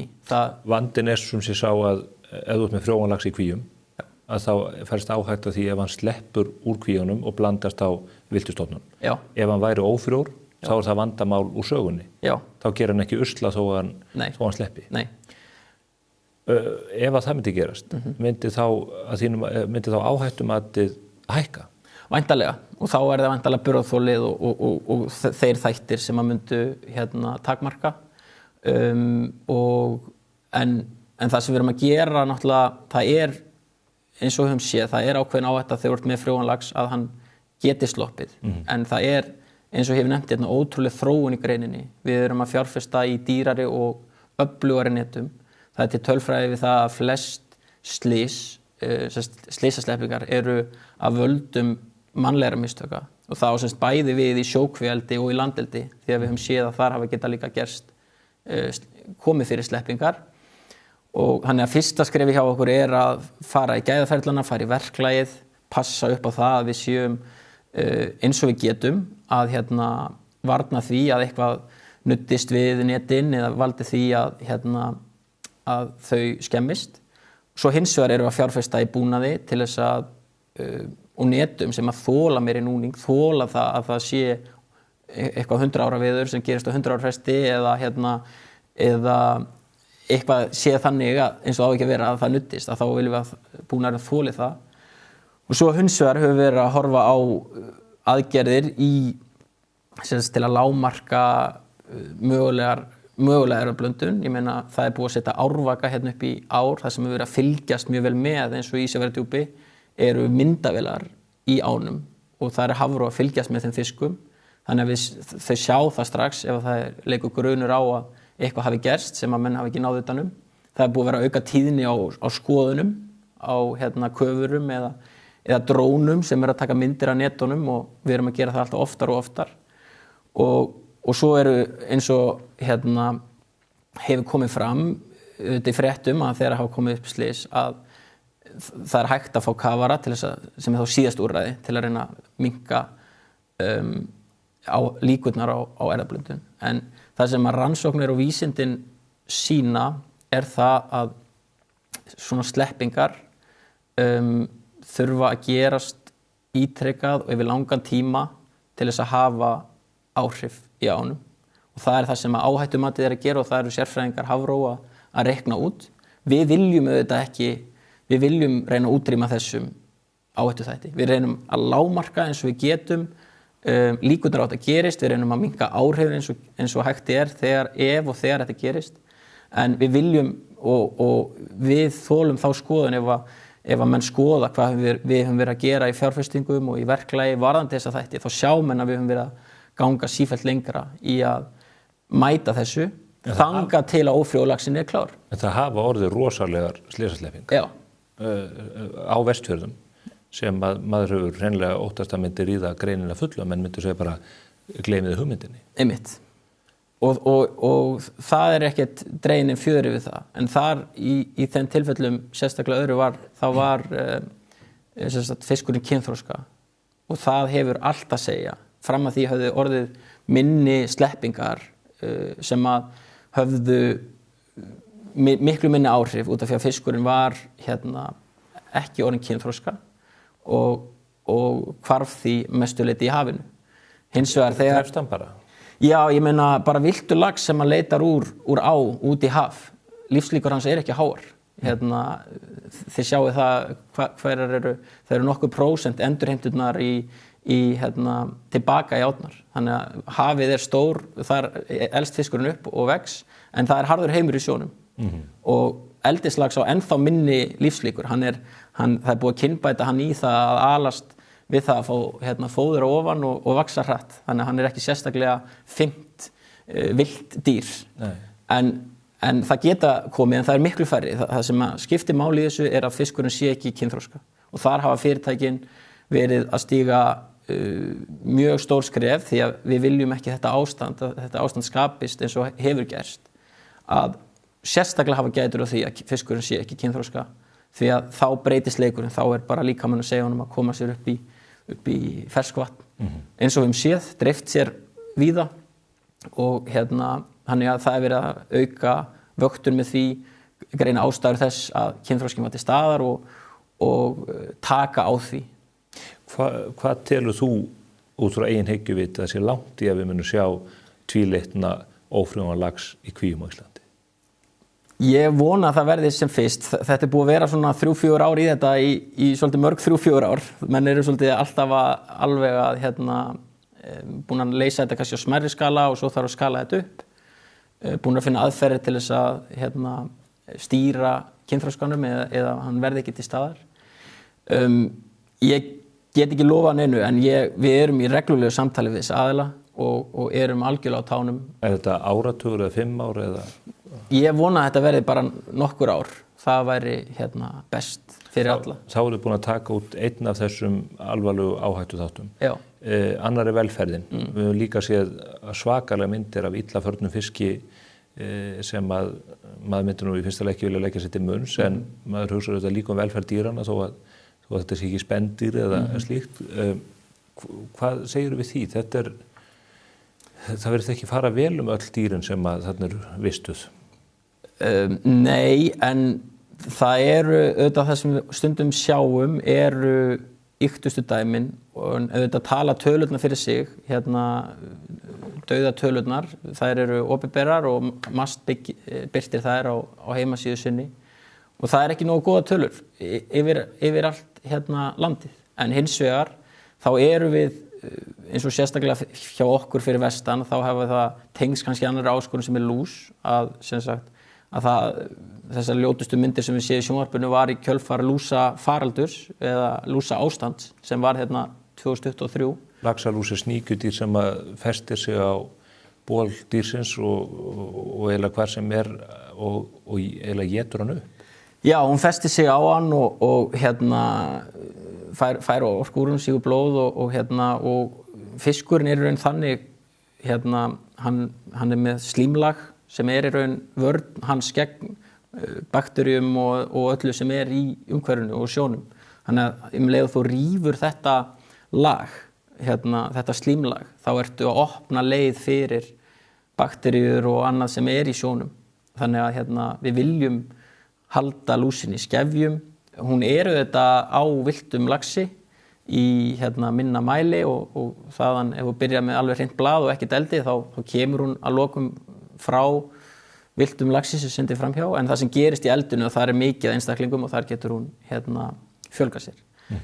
En og það tengist og við höfum verið með mjög í Háafelli með mjög svona sérstaka og sterka sýn í þessum málum. Við höfum viljað fyrirbyggja vöxt lúsarinnar. Við leggjum mikið upp úr því að við höldum niðri, þetta verður svona eins og veldisvöxtur hjá lúsinni, hún fljóta fjölga sér og kynslóðin stutt. Þannig að við erum að nota alls konar aðferðir til þess að varna því að lirfurnar komast inn.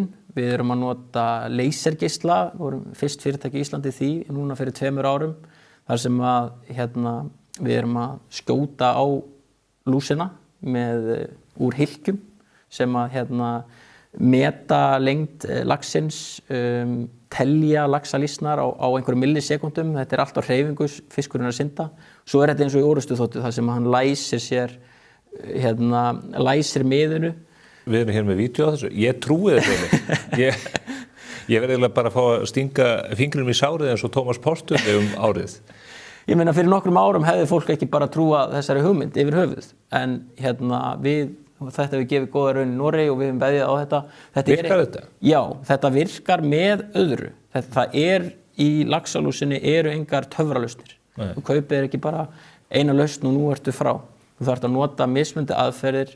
Þetta snýst lúsa álag í firðinum, reyna að varna því að það komist inn og svo hefur við verið að nota aðrar aðferðir, hrognkelsi og ferskvatn meðal annars til þess að allt með það markmið að seinka lúsinni og fjárfestingin okkar á nauteri sem þar sem við erum að stækka seiðin og stytta tíma fyrir sjó. Það líka með að því, það eru margir jákvæðir þættir af því, en það líka styttir tíma fyrir lúsina að... Dregur líkur að hún geti fest rætur. Já, og það eru þá færri kynslóðir af lús sem geta á hverri staðsetningu sem geta fjölgað sér. Þannig að það eru margir þættir saman og við höfum náð undanfarin 2 ár að halda okkur frá meðhöndlun á lúsinni. Við erum bara að nota þessi fyrirbyggjandi atriði.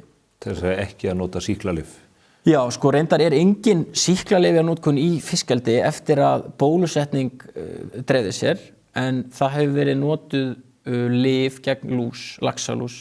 Það ekki sýklalyf? Nei. Það annars konar lyf? Já, það annars konar lyf, en undanfarið hafa fyrirtæki í greininni fengið inn aðra bjargir, stóra brunnbáta og vinnubáta sem eru að skóla af lúsina án þess að nota lyf. Og förum aðeins yfir bara, leysingeislun, þetta svo lygilegt.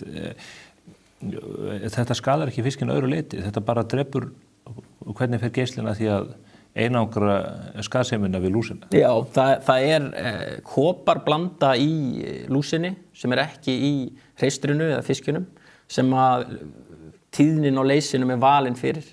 Og leysir mikið notaður í alls konar húðvandamálum og þetta vel þekkt að einangra tíðnina eftir hvað viðfangsefni þú ert að nota hann í.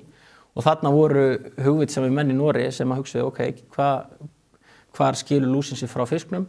Og þið sjáum við bara á myndunum, hann syndir hægt og rólega. Þetta hittir ekki alltaf í mark, en við sjáum engin för eða neitt.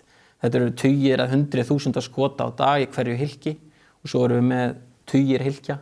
Þannig að við erum að, við sjáum bara kláran mun á að við erum að ná að halda þessu lúsa álagi niðri með þessum hætti. Þannig að það einhverju norski lítalæknar sem að fara hlæjandi bankan út af laxeldi á Íslandi. Nákvæmlega. En þetta ótrúlega tækni, en okkur líður ekki þannig að við sem búin að leysa lífsgátun í laxeldi. Þú veist, lúsin fljóta aðlega sig.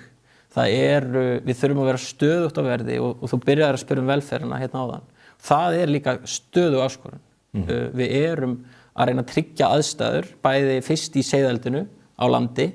Þar erum við að velja aðstæður þannig að fiskunum líði sem best. Og svo í sjónum, þá erum við að reyna að skapa honum pláss, skapa honum rétt fóður og hann hafi þau efni sem hann þurfi til þess að lifa af í sjónum og slimlagið sé í lagi. Þannig að við aktíft vinnum með það að skapa aðstæður hann að fiskurinn þrífist sem best og við höfum náð mjög góðum árangri, verður að segjast, í því. Hvað þýðir það? Hvað ásættanlegt? Ég held að við takir allan fiskinn sem við höfum sett út síðan 22, þá séum við með afföll í kringum 5-6% af meðaltali. Út af lúsinni? Já, þú veist, hann getur drepist af öðrum orsökum líka, hann getur fengið sjúkdóma, hann getur fengið sár, hann getur nuddast í netið, það ýmislegt, það verið að flytja hann, það ýmislegt sem getur gerst á leiðinni. En bara tótaltalan hjá okkur hefur verið kringum 5-6% yfir kynslóðina af meðaltali. Auðvitað hafa komið einstaka kvíar sem hafa verið hærri og aðrar sem eru lægri. En við leggjum mjög mikið upp úr þessu og ef þú deilir því fiskurinn tæp 2 árið til sjónum, þá þetta 2-3% á ári sem eru mjög samkeppnishæfar tölur bara í öllu dýrahaldi, öllu ber saman við kjúkling og svín og annað. Hvernig þetta í samanburði við Færeyinga og Norðmenn? Þeir liggja aðeins hærra og það hefur verið kannski vegna líka meðhöndlunar á lús. Svo það getur verið kuldi, það eru fleiri sníkjudýr í sjónum en lús, það getur verið alls konar ástæður og við segjum það getur eitthvað komið fyrir okkur eins og aðra. Við erum ekki heilög í því, en við leggjum þá borðið það sem við erum að gera og þeir sem hafa áhuga á eða vilja meta það, hvort að við séum að gera nóg. Við gætum lent í sleppingu, við gætum lent í dauða. Það ekki þannig að við séum æðri öðrum, en fyrir þá sem vilja kynna sér málin og skoða þær aðgerðir sem við höfum lagt í, þá líður okkur vel með að leggja það á borð. Segðu mér aðeins með, það hefur talsvert verið rætt afkomun af þessu og þetta eru rosalega upphæðir hjá ungri atvinnugrein og það hefur mikið verið rætt auðlindagjaldið af því að það nú hluta umræðu sjávarútveginn almennt og þannig verið að nýta sameiginlega firði sem að mönnum þykir sjónmengun af og annað þegar að kvíarnar eru komnar út.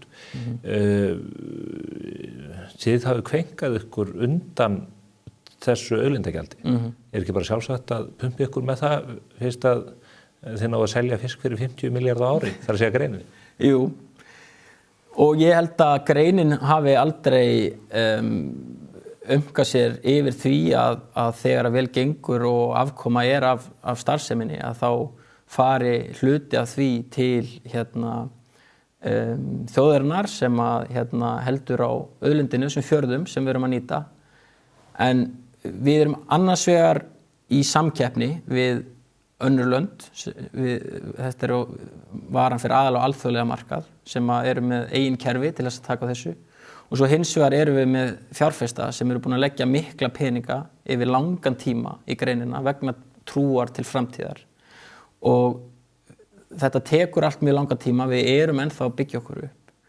Og þess vegna það kerfi sem í líði í dag, sem ég held reyndar allir eru sammála að þurfa að breyta og verður væntanlega lagt til núna í nýju lagafrumvarpi, þarf að breytast. Því að eins og staðan í dag, þá erum við að borga langt hærri gjöld heldur en samanburði þjóðirnar. Og lítið dæmi hjá okkur, við vorum að gera upp í janúarmánuði okkar fyrirtæki, slátruðum ríflega 400 tonnum af laxi, bara á ágætum verðum og það var aðeins afkoma af mánuðinum. Þannig að öllu jafna þá myndi maður halda í eðlilegu kerfi þá verið tekin einhver hluti af þessari afkomu sem í þessu tilfelli voru 13 milljónir. Ekki hátala, ekki stór afkoma en hún var þarna til staðar samt. 13 milljóna hagnaður þegar tekið var tillit til? Alls fyrir utan auðlindaskattsins. Þegar hann tekið með í dæmið þá erum við mínus 5 milljónum. Og þeir taka allan hagnaðinn og meira til? Og rúmlega til. Þannig að svo þarf ég að fara til eigandanna minna og sækja mér fé til að borga skattinn af en sem lýsir hvernig kerfið hefur þróast. Ég held að það hafi ekki verið hugsað svona upphafi en einhver hluta vegna þá láðist að setja inn vísitölutengingu á það kerfi sem var sett inn þannig að þetta er raunstaðan í dag. Þannig að það getur ekki fyrirtæki byggt sig upp á þessu. Ef það ekki tekur meira að þér en þú aflar þá drefstu. Nákvæmlega. En við höfum rætt þetta við stjórnvöld ítrekað og þau hafa sýnt þessu skilning og ég held að allir sem að skoði málin í kjölinn sjáu það að þetta gengur ekki og þau hafa verið sammála því og væntanlega munu sjá breytingar í þessa veru því að þetta gæti ekki gengið svona til lengdar. Nú veit ég að það er verið að endurskoða áhættumati sem við ræddum hér í upphafi okkar máls og veiðiréttarhafar á íslensku laxveiðám, ég leyfi mér að segja að þeir hati ykkur, það er alveg ofboðslega styrkt á milli og það var orðið miklar uppákomur í kringum þessar slysasleppingar. Hefurðu trú á því að það sé, eða það muni skapast sátt greinina, bæði út frá skattheimtunni en líka þessum umhverfisþáttum sem að menn greinir svo mjög á? Já, sko, sátt og ekki sátt. Ég held að allavega kannski, maður skilur á vissuleyti, maður skilur veiðiréttarhafana marga hverja. En ég held að það sé líka oft teiknuð upp mynd í svarthvítum heimi. Þú ert með jákvæðu byggðaþróunina og byggðasnúninginn annars vegar og svo ertu með náttúruna og laxastofninn hins vegar og þú þarft að velja hvort styðurðu. En heimurinn er ekki svartur eða hvítur. Það eru núansar. Við búum að vísindum, rannsóknum, þekkingu, tækniframförum og ég held að væri algjör uppgjöf ef við ætlum að segja við náum ekki að passa upp á hagsmuni veiðiréttarhafanna en á sama tíma leyfa þessari grein að þroskast og halda áfram. Ég held að ef við horfum tilbaka í 40 ára aftur í tíman varðandi sjávarútvegsauðlindin okkar, þar var rými til bætinga. Við fórum ekki sérstaklega vel með auðlindin okkar. En við notuðum útsjónarsemi, þekkingu og rannsóknir til þess að auka gæðin. fara betur með, gera lokunarsvæði, búa til kvótakerfi sem að stýrir veiðunum og þó að það sé ekki fullkomið þá það bestu þekkingi sem við höfum og ég held að við verðum bara, ég segi það að við eigum að nota þekkingu og rannsóknir til þess að fleyta okkur áfram og það gerum við með því að samtvinna þessa gífurlegu tækniþróun sem líka að verða tökum það saman og finnum leiðina hún þarna en þá verða menn að geta komist upp úr skotgröfunum og ég held að og við sem grein þurfum að taka þátt í því líka við þurfum að vera þarna út á vellinum og finna lausnirnar með þeim sem setja reglurnar og það má taka margt út úr því sem að veiðiréttar hafa að segja en ég gef lítið fyrir það sem að þegar menn tala það að greinin ekki rétt á sér það hafi ekki verið neitt atvinnuleysi á Vestfjörðum maður heyrir þetta stundum það þurfti ekki vinnu þarna hvað erum við að gera ég held að það fólk búið við það mun að það hafi ekki alist upp í samfélagi þar sem var að missa þróttinn ég ólst upp við því í mínu grunnskóla það var alltaf aðeins að fækka það var ekki eitthvað stórt ástand þannig séð en var það ekki bara því að fólki fluttist burt? Fólki fluttist burt ef það hafi ekki vinnu það fækkaði í bekknum hjá manni og þrótturinn minnkar þannig að það brottflutt atvinnuleysi þeir sem hafa komið til Vestfjarða nýlega þeir sjá stemminguna þeir sjá uppbygginguna og það gaman að vera hluta þeirri kynslóð sem að flytja heim og leyfa börnunum sínum að upplifa það sama heima og finna kraftinn og ég hvet alla til þess að fara sem hafa ekki gert það nú þegar þannig að ég gef lítið fyrir það þegar að menn tala að þetta var ekki til staðar en við þurfum klárlega þessi uppbygging á ekki að gerast á kostnað náttúrunnar eða við sem að fórna einhverju þar og þú trúir því að það sé hægt? Einlæglega Gauti Geirsson, ég þakka þér fyrir samtalið og óskaði góðs gengis í þessari þungvopnuðu matvælaframleiðslu sem við höfum vitnað hérna. Já, kærar þakkir. Við ætlum núna að venda hvað okkar í kross. Nú ætlum við að ræða gervigreind. Hún reyndar nýtist í lagseldinu eins og þið sjáið en hún nýtist eiginlega á öllum öðrum sviðum einnig og ég hvet ykkur til að fylgjast með þeirri umræðu líka. Hér mun margt forvitnilegt koma í ljós. Klæddu bygginguna í stíl með álklæningu frá Límtré Vírnet. Íslensk framleiðsla, nýsköpun og áratuga þekking. Kynntu möguleikana á limtrevírnet.is. Skaðabætur, miskabætur, sárabætur, sjúkrabætur, slysabætur, uslabætur, þjáningabætur. Bótaréttur.is 520 51 00. Lexus RX. Komdu og reynslagtu RX 450h Plus Plug-in Hybrid. Þín býður óviðjafnaleg upplifun. Lexus Kauptúni. Komið sæl að nýju. Við þökkum Gauta Geirsyni fyrir afar upplýsandi umræðu lagseldið. Þetta sannlega spennandi atvinnugrein sem þó stendur mikill styr En það þó engin grein sem eins mikið talað þessa dagana og gervigreindin. Það virðist engin fyrirlestur, engin ræða geta á sér stað öðru svona vísa sér til hennar og áhrifa hennar á samfélagið okkar, bæði nú en í framtíðinni. Og ég hef fengið ykkar til minn mann sem að ég veit að býr við mikilli þekking á þessu sviði. Hann heitir Gísli Ragnar Guðmundsson og hann leiðir samnorræna miðstöð í gervigreind. Það er að það eru ríki Norðurlandana sem að hafa komið þeirri stofnun á fót og við ætlum að taka hér næstu mínúturnar í að reyna að varpa ljósi á það hvað gervigreindin er. Ég er sannarlega persónulega dálítið í myrkru það. Blessaði Gísli. Blessaði, takk. Takk fyrir að bjóða mér. Ég veit að þú ferð víða og ræði þessi mál. Ég held að ég sé ekki einn þetta. Nei, alls ekki. Það bara var nýleg könnun sem fjölmiðlanefnd birti. Hvort það hátt í 60-70% fólks á Íslandi sem, eða hvað það er, 50-60 sem heldur að bara gervigreind sé ógn við bara samfélagi í heild sinni, sko. Þetta sé alveg bara því að fólk veit í nóg þetta, sko. Þannig bara svona að auka, svona að hafa eitthvað vitund og vakning gervigreind almennt. Þannig að fólk þekki þetta betur, skilji hvað þetta er ekki. Það sé bara gríðarlega þörf á því. Það er mjög gaman að vera hérna mætt þín í dag að reyna að ræða þetta allt saman, sko. Þannig að þú fullir þeirra heimsendi sé ekki nánd vegna að gerfugreind. Hver þín skilgreining á nánd?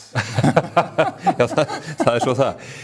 En maður hefur tekið eftir að umræðan oft dálítið á grunnsæfinu og þetta marglaga mál, varðar höfundar, rétt og annaði þeim dúr. En mér langar eiginlega bara til þess að byrja því að spyrja þig, hvað gervigreind?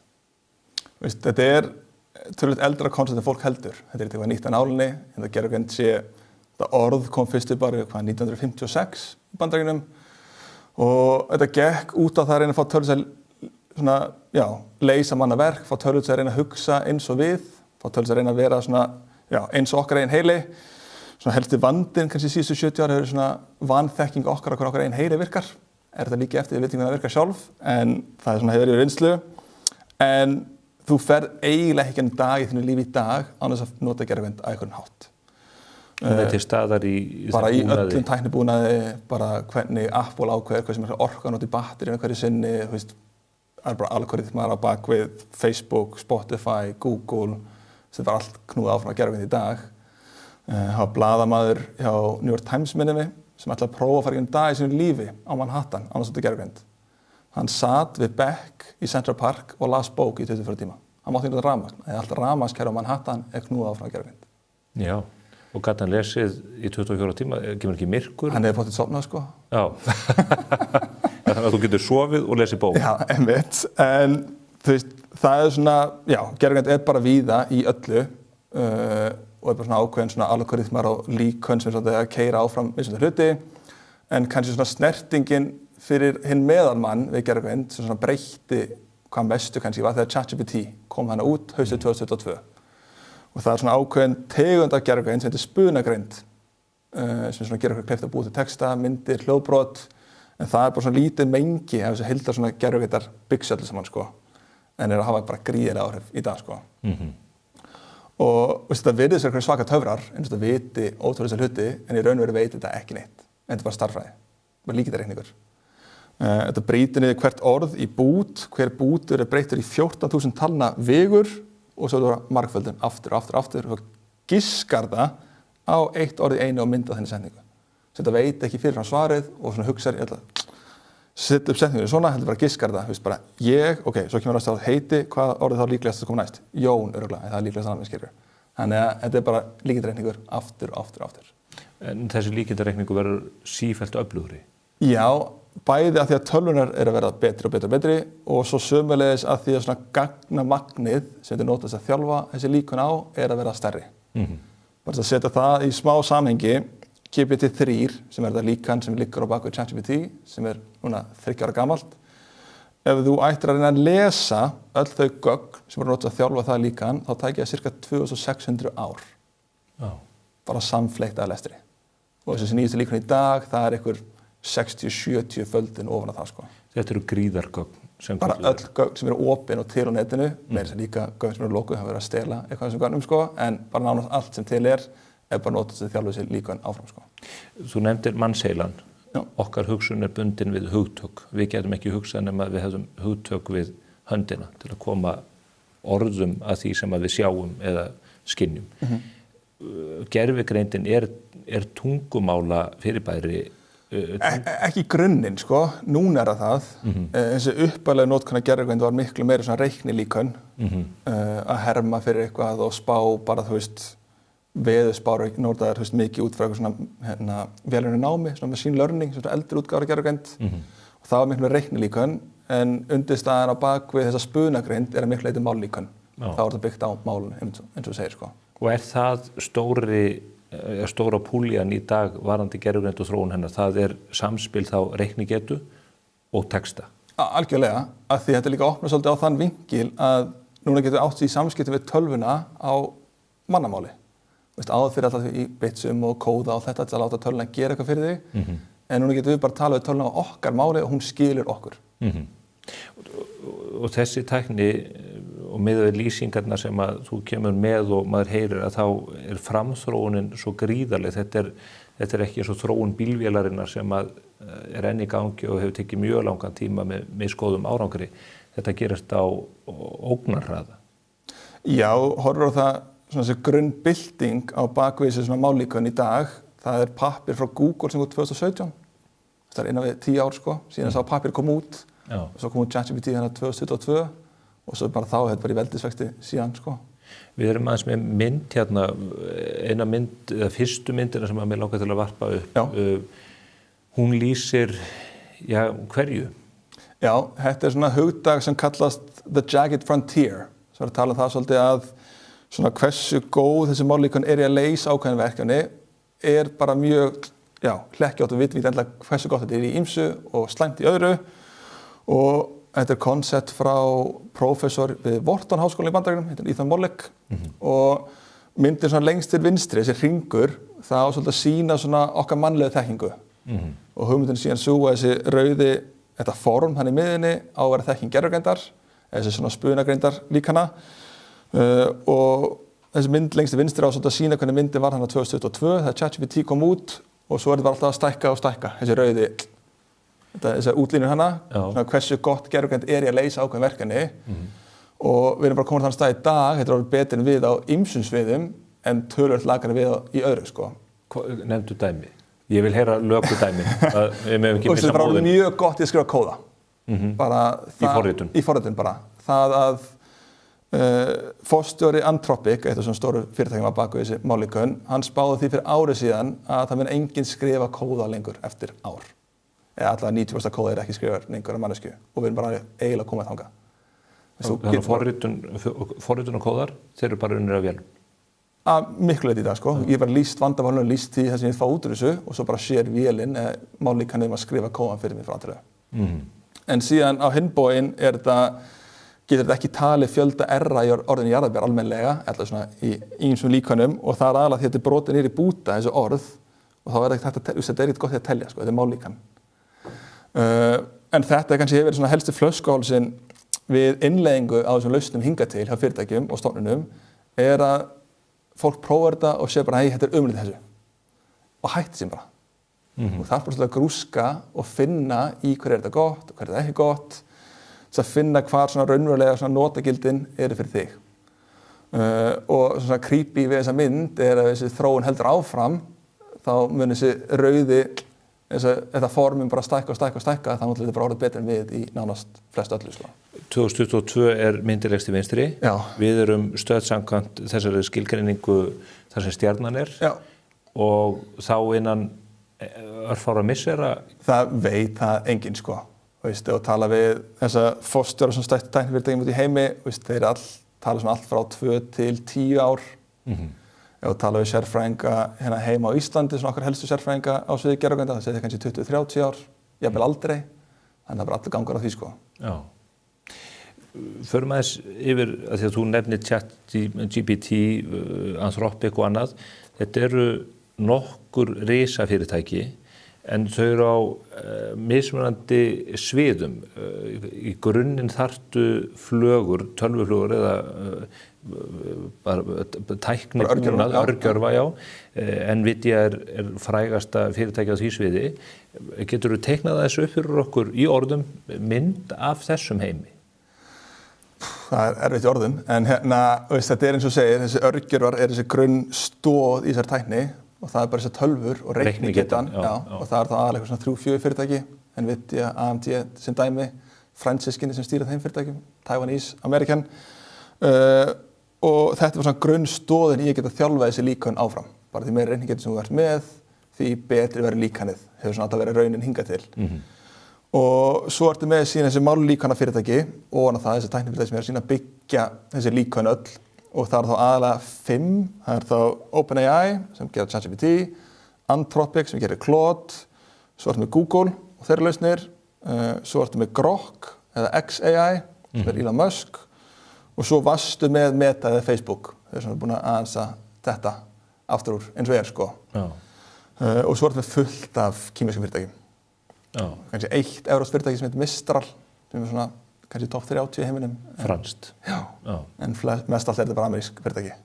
Og maður sér það strax og þá nú rætt bara í kringum ef ég maður rétt iðnþingi fyrra að Bandaríkin að skilgreina ríki örugg og ekki eins og örugg eða A og B ríki og það ofboðsleg harka í baráttunum það hverjir hafi aðgengi að tækninni en Nvidia má ekki selja til dæmis bestu örgjörvana til Kína.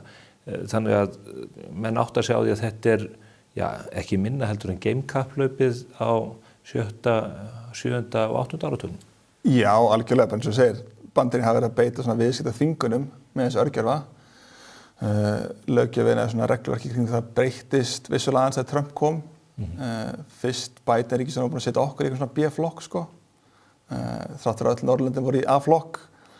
En núna í boði að selja ákveðna örgjörva til Kína, Nvidia, en það ekki þessi bestu og gegn því að þeir gefi eða borgi bandaríska ríkin einhver X% af hagnaði sko. The art of the deal sko, Donald Trump, það hans leiðiseld saman sko. Bæði peningur en líka að takmarka í raun og veru reiknigetu. Algjörlega, og það sem Kínverjar hafa verið að gera á móti, reyna að gera hlutina á hans skilvirkari hátt, en líka bara auka orkuöflun. Það snýst bara mjög mikið orkuöflun í dag og þetta Kínverjar sem farin að framleiða það bil 3 sinnum meiri orku heldur en Bandaríkin. Það miklu leyti út af þessu. Það eru gagnaverin. Já, og svo sérðu bara þessi stærstu tæknifyrirtæki í Bandaríkjunum eru öll farin að fjárfesta í einhverjum kjarnorkuverum. Já. Og markmið var mögulega að byggja kjarnorkuver við hliðina á gagnaverum sko, til að knýja þetta áfram. Minni kjarnorkuver. Já, og bara að gefa fólki smá skala og tilfinningu fyrir orkun sem fer í þetta. Ég held að OpenAI hafi gefið út að þetta byggja cirka 20 ný gagnaver á næstu 5-6 árum. Hvert gagnaver að vera 1 gigawatt. Ég held að Kárahnjúkar séu svona 700 megawatt. Þannig að Kárahnjúkar 1 og sér geta ekki knúið fram 1 af þessum 20 gagnaverum. Þeir þyrftu 30 Kárahnjúka. Já, og hvert og eitt svona gagnaver kostnaður við að byggja það svona landsframleiðsla í Íslandi á ári. Það er 1 gagnaver. Yfir 4.000 milljarðar. Og allt svona 70-80% af því fer í þessa örgjörva. Sem bara úreltir eftir 2-3 ár sko. Þannig að fjárfestingaþörfin í þessu er rosaleg og menn hafa þetta spurt hvort að þarna sé einhvers konar bólumyndun að því maður sér verðmæti þessara fyrirtækja og fjárfestingar, loturnar eða það sem þeir að safna nýju fé. Þetta eru bara tölur á skala sem að hvergi hafa sést nokkur staðar. Nei, og ég held að sé alveg sjálfsagt að það sé eitthvað svona fjárfestingarbubla eitthvað leitið sko. En kannski munurinn á þessari bublu og kannski internetbublunni að þessi fyrirtæki fann að skila gríðarlegum tekjum nú þegar sko. Já. Bara Anthropic er búin að vaksa tekjulega séð á síðustu 2 mánuðum eitthvað $6-7 milljarðar sko. Á mánuðum? Já. Já. Og þetta er bara skali sem náum bara eiginlega haustum ekkert utanum sko. Og ef við talum svona fjárfestingar sko, OpenAI fengur fjármögnun núna í febrúar, 110 milljarðar bandaríkjadala. Já. Ef við segjum bara svo að nýja Landspítalinn kostar svona 250 milljarða íslenskar að gera, það er svona 55 nýja Landspítalar. Bara í þetta eina fyrirtæki? Bara þetta eina fyrirtæki sem fer bara í að kaupa nýja örgjörva til að knýja fram næstu módel. En þú nefnir orkuna því að menn hugsa tölvur og þannig er þetta oft sagt sko þegar menn eru á móti atvinnuuppbyggingu sem hefur áhrif á umhverfi, hvort sem það er laxeldi eins og ég var að ræða hér áðan eða álver og annað, þá sem menn eru geta að gera eitthvað annað, eru geta að fara í hugverkaðinn og annað. Flöskuhálsinn í þessu gæti orðið orkan. Algjörlega. Og orkan er grunn þátturinn í þessu öllu. Já, 100% sko. Í kapphlaupinu. Forstjóri Microsoft sagði bara núna, hvort það var í Davos núna bara í febrúar, að bara þær þjóðir sem vilja vinna þetta kapphlaup eru bara þær þjóðir sem hafa besta og svona aðgengilegustu leiðina í nýja orkuöflun sko. Bara ódýrasta orku. Það eru þau fyrirtæki? Það eru bara þau lönd sko. Já. Þessi fyrirtæki sem bara í að vinna á fullu að reyna að fá aðgengi orku. Já. Og sem betur fyrir þessi líkun að verða skilvirkara betri en að horfa bara á XAI hjá Elon Musk, hans gagnaver sé miklu leyti bara að knúa áfram einhverjum díselrafölum sko. Bandaríkjamenn eru stærsti framleiðendur olíu í heiminum þannig að þeir eiga nóg til í raun. Þú nefnir Bandaríkið, þau virðast vera risin á sviðinu, þau gína yfir aðra og þó að örgjörva og framleiðslan sé mikið í Tævan að þá er þetta Tævan í skjóli Bandaríkjanna og þar er mikil herpingur út af átökunum við Kínveri eða mögulegum átökum á næstu misserum. Franskt fyrirtæki hvað í 30. sæti mögulega yfir? Svona bestu, já, líkunin 20-30. Já, af hverju eða hvað skýrir það Bandaríkjamenn hafi þessa yfirburði? Er þetta í kjölsógin af Google og Facebook eða af hverju? Já, ég held þú sért bara með náttúrulega ákveð aðdráttaraflana í Silicon Valley og bara svona færustu sérfræðingar í þessum svona hugbúnar heimi hafa verið að færast þangað bara síðustu 20-30 árin, sko. Já.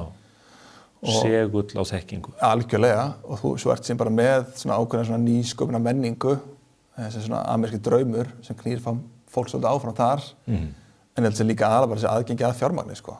Svona miklu aðgengilegri svona fjármagnsmarkaði og bara tölvöld auðveldar fyrir fyrirtæki í Bandaríkjunum að fara út í svona áhættu, iðnaði skilur, átsæðna iðnaði, sko, eitthvað sem Evrópubúar kannski aðeins lakar í að gera, sko. Og bara þessi svona VC-sjóður og allt þetta í Bandaríkjunum bara, þeir eru tilbúinir að fara í þessar áhættu fjárfestingar, sko. Men hvart undan líka reglugerðarfargan í Evrópusambandinu og þessi verið reglusetja allt, þessi gerfgrindafyrirtæki hafa bara hrist hausinn og sagt, það er nú ekki víst að við nennum einu svona sinna þessar álfu í þessu ljósi. Já, þeir hafa svo sem verið að segja það og svona helstu líkönin sem kannski koma út í Bandaríkjunum, þeir kannski koma svona mánuði sinna í Evrópu oftast, sko, það er ekki mikill munur þar á milli, sko. Og þó þeir náttúrulega að reyna að ýta á móti þessu svona regluverki í Evrópu gagnvart gervigreindinni, það hefur alveg virkað mjög vel, sko, og þeir hafa verið að draga úr þessu, en þetta er samt ennþá samt sem hafa bara mjög stór markaði fyrir þá. Já. Og er bara mjög duglegir að fara inn á hann, sko. Mikilvægt. Já. Evrópusambandið hefur verið að segja, við þurfum að bregðast við Ursula von der Leyen og hennar fólk, menn hafa verið að grípa til ákveðna aðgerða. Hvernig teiknar sú mynd upp? Heldur að þeir geti náði skottið á þeim í kapphlaupinu? Er nóg að gert? Já, það fer bara aðgerð eftir hvar orð þeir reyna að keppa, sko. Ég held að Evrópa sé aldrei að fara að ná því að vera með bestu mállíkönin. Við erum bara eftir á það kemur að fjármagni aðgengi að reiknihæfni og allt þetta, sko. Ég held að Bandaríkjunum bara muni eiga þann vettvang, en ég held að Evrópa og hvað þá sérstaklega Norðurlöndin getur verið best í svona hagnýtingu á þessari tækni. Því sem lagt ofan á, sem er það þriðja stíð. Þú ert með örgjörfuna það, svo ertu með mállíkönin og svo er þetta það sem maður getur kallað á góður íslensku applications. Já, algjörlega. Og bara sem dæmi hafa Svíar verið mjög góðir í því. Já. Bara nokkri svona hátt í tug einhyrninga eða fyrirtæki metin á yfir $1 milljarð evra hefur bara sprungið þar út á síðustu árum, sko. Já. Bara sem dæmi svona lögfræðigerðandi fyrirtæki sem heitir Legora voru að fá fjármögnun í gær að kynna nýja lotu $550 million. Fyrirtæki meta held í 5,5 milljarða bandaríkjadala. Já. Ég hef heyrt um 2 ára gamalt fyrirtæki, sko. Lovable er annað dæmi sem er fyrirbæri sem að Íslendingar getur hagnýtt sér bara núna síðdegis. Já, algjörlega, og bara samstæðaðalega minni er bara að nota það fulli hjá sér, sko, bara byggja vefsíður og tækja tól og allt þetta. Það sem hann talar í raun við eitthvað græju sem að býr til upp. Já, hún bara lýsir á mannamáli appi sem þú vilt fá og bara býr síðan til appi fyrir þig og veist, það getur gett mjög flotta prototípar og mjög flotta lausnir fyrir það okkur sekundum, en þetta er endilega eitthvað sem fyrirtæki fara að innleiða í einhverjum stórum infrastruktúri hjá sér, sko. En lausnin er það auðveld í notkun að þegar fyrirtæki var með svona kynningu á henni í október eða nóvember, nýjustu svona útgáfunni, þá var bara 10 ára gamalt gutti sem kynnti lausnina, lagði fyrir frá einhverjum milljónum manna. 10 ára? 10 ára. Hann bara sagði, mér langar að æfa mig í stærðfræði, hvernig get ég bætt mig í stærðfræði? Væntanlega fengi eitthvað handrit til þess að arbeiða það, en það er bara spýtt út lausninni fyrir hann einhverju bingo og hann bara, heyrðu, mér langar að hafa þetta bláan bakgrunn í stað fyrir grænan, skrifaði, ítt endur, fekk þetta út. Þannig að þetta gerist á ljósræða? Já, fyrsta lausnin frá þeim kom út, nóvember 2024, þau eru að velta álíka miklu á síminn í dag. Já. Bara áskaðan fyrirtæki þannig sé, sko. Evrópusambandið setti $1 milljarð evra, ef ég skil það rétt, til þess að bústa þetta. Já, bústa upptöku, já. Innleiðingu, já. Þetta eru rosalegi peningar. Í heildarsamhengi hlutana er þetta samt þegar maður skoðar þessar tölur ekki mjög mikið. Nei, og bara nánast í sömu viku og Evrópa kynnti þessa svona vegferð hjá sér að setja þessa $1 milljarð evra í uppbyggingu og innleiðingu á þessum lausnum. Þá var Meta eða Facebook á sama tíma að kaupa svona gervigreindar vísindamann eða sérfræðingur sínu sviði, rannsóknarmann, fyrir cirka $3 milljarða. Bara til að fá hann til starfa? Einstakling, sko, til að fá hann til starfa. Það sjálfsögðu var það að greita einhver hluta í hlutabréf og allt þetta, sko, en það var cirka pakkinn sem það fekk. Það er sko að það er ekki ekið við þann mann. Já, svo sannlega. Það er rétt að vona að meta sem einhverja tryggingu á hans haus. Skoðum aðeins hérna aðra mynd, varðandi vinslu hraðan, því að eitt er að geta gert hlutina, annað er hversu hratt þetta gerist. Þú nefnir þetta forrit sem að Lovable getur spýtt út úr sér á einhvern tíma. Útskýrðu fyrir okkur hérna hvað þessi mynd segir. Já, aðeins árið byrja þar, bara einn punktur hérna tengt þessu öll saman, sko. Það tala það, sko, þessi líkan sé mjög góð í forritun og skrifa kóða. Og það svona ákveðið koncept sem kallast vibe coding, svona stemningsforritun, sem þessi að bara skrifa textaformi og fá út app. Og það verður svolítið talað það að forritarar séu svona kanar í fuglinni í kólnáminni. Svona svo starfsett sem fær að finna hvað mest fyrir þessum breytingum sem fyrst. Maður heyrði bara panikki ástandi á síðast ári í því. Já, og það var bara svona breyttist að miklu leyti bara í desember núna í ár. Á meðan flesti var bara svona að njóta jólana, þá var ég bara á Reddit að lesa eitthvað tilvæstu krafti pósta frá forriturum hér og þar heiminn. Þetta átti að vera störf framtíðarinnar. Algjörlega, það var bara fyrir 5 árum síðan bara farið forritun og bara bókamál með starf út ævina. En myndin hérna svolítið sýnir EA á sína svona tímalínu, hversu lengi það tæki manneskju að leysa ákveðin verkefni og þá hvort að gervigreind geti leyst þau verkefni af í dag. Og bara að sjá það, þetta vissulega lógaríþmsku skali, en þetta bara sýnir að þetta bara nánast línulegt hana og eins og ég sagði, í desember þá tóku svona stökki upp í cirka 4-5 klukkutíma verkefni. Þannig ef eitthvað tæki hinn meðal forritara 4-5 tíma að leysa, gæti þessi mál líka leyst af núna í dag á einhverjum sekúndum, sko. Og svo bara núna síðan þá í desember eru 3 eða 4 líka búin að koma út og erum komin upp í cirka 12-13 klukkutíma verkefni. Við erum með aðra mynd einmitt sem að lýsir þessu kannski, þar sem að þetta er ekki svona það sem að kalla línulegu vöxtur heldur. Nei, þetta var algjör veldisvöxtur. Exponentials. Það er næsta mynd sem að við fáum hér upp og þetta sýnir annars vegar árafjöldan og svo afgreiðslan Claude Opus 4.6 sem kom bara núna út í febrúar. Og þetta Claude Opus 4.5 sem hana í cirka 5 tímum, það kom út í desember, sko. Þannig þetta er bara stökkið, þannig að náðast 2-földun í tíma á einhverjum vikum, sko. Í raun og veru örfáum dögum. Já, þannig sé, sko. Og það er ekkert sem segir að þessi þróun geti ekki haldið áfram, eða eru þessu einhver takmark sett? Nei, fyrirtækjum í heimi vilja meina þessi ekki eins og sko. Nú talaðu svona við fólk sem svona aðeins að reyna að sprengja bubluna. Það er ekki eins samfærð, sko, en bara sem dæmi, það er mjög flottur aðalið, svona 2 skemmtileg dæmi. Annars vegar gaur sem var einn af stofnendum OpenAI, sem núna yfir gervigreindin hjá Tesla. Hann bara talaði það að það er eiginlega ekki hægt að setja í orð hversu hratt þessi líkun hefur farið, bara svona hversu langt og hratt þessi líkun hefur farið fram á þessum síðustu 2 mánuðum í forritun. Þessi aðalið getur eiginlega ekki komið í orð. Og hann segir bara að mér hefur aldrei liðið eins mikið eftir á í minni vinnu og í dag. Þetta er bara alls með leið að bara gervigreindin henni besta og fremsta fyrirtæki í heimi á þessu sviði, sko. Og hann er bara, hann er rykmekkinum. Já, þannig að fólk út í heimi líðin svo veit ekki neitt þetta og sé alveg týnt í þessar umræði, það bara skilja bara mjög vel, sko. Og svo er annars vegar kona sem er þokkalega háttsettur verkfræðingur hjá Google og hún bara birti það opinberlega í desember á Twitter eða X þegar hún var að prófa hana Claude Opus 4.5 að Claude gat leyst á klukkutíma eitthvað sem hennar teimi búin að reyna að leysa síðasta árið. Og það er að tala sko bara fremstu verkfræðinga og forritara í heimi hjá Google og búin að reyna að leysa þetta í ár og Claude gat leyst þetta á cirka klukkutíma. Og þetta við erum að sjá þessu skjóta niður í ýmsu menn segja að það sé nú þegar búið að þróa lyf á grunni, þar sem gervigreindin gerir það og það eru dæmi úr vísindunum þar sem að þetta er sífellt einhvern veginn að ryðja sér til rúms á sviðum sem að maður kannski gerði ekki ráð fyrir eða áttaði sig ekki á að það geti gert. Já, það er svona grunn markmið hjá kannski sem stórum fyrirtækjum í heimi er bara svolítið að þetta leysi nánast all heimsins vandamál. Maður sjálfsögur ekkert að sammála því og þessir aðlar eru að reyna að byggja upp eitthvað hæp sem fá frekari fjármagn sem bara gengur mjög vel hjá þeim. Já, sýnist það. Já, en þeirra svona grunn markmið er bara nánast að útrýma sjúkdóma næstu 30-40 árum og þeir alveg svona þokkalega bjartsýn að það gæti gerst, sko. Og er læknisfræðin og efnafræðin að ná að hagnýta þetta þannig? Að einhver leyti. Þú sér bara gaurinn sem er á bak við Google DeepMind sem gerir hlutin hjá þeim, þetta er Demis Hassabis. Hann fekk Nóbelsverðlaun í fyrra í efnafræðin, hann er tölvunarfræðingur. Já. Og það er bara lausn sem gengur út að byggja upp svona, hvernig við brjótum saman prótein. Það við mannkynið fundið upp 200.000 leiðir sem brjóta saman prótein, þessi lausn gæti fundið upp 200 milljón leiðir.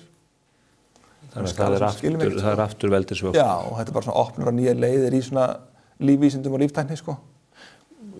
Þú nefnir Nóbelsverðlaun í efnafræði. hvenær mun gervigreindin fá Nóbelsverðlaun í bókmenntum? Það bara mjög góð spurning, sko. Ég held að vandinn það sem pínu sá að við erum alltaf með svona innbyggða bjaga hjá okkur, sko. Veist, ef ég veit eitthvað ég skrifa gervigreind, þá finnst mér að vera. Já. Það var bara próf, held ég síðasta sumar, bara að bera saman ljóð frá svona eldri líkonum og einhverjum svona fremstu sérfræðingum. Þegar fólk vissi ekki hvort það skrifaði gervigreind og sérfræðingum, þá valdi fólk ljóðin af gervigreindin í svona 60% tilvika. En þegar það vissi að það skrifaði gervigreind, þá var kannski svona 10-15%, sko. Já, þannig að það verður skekkja í þessu. Já, sér bara að það var umræðan daginn þegar það kom út plakkat hana fyrir Ellie leikritið. Já. Og þá bara fólki fannst það ekki nógu flott, alla einhverjum aðalega, það bara þetta 100% gert að gervigreind, þetta svaklega ljótt og svo bara kom hönnurinn fram bara, nei, þetta var ég sem gerði það, sko.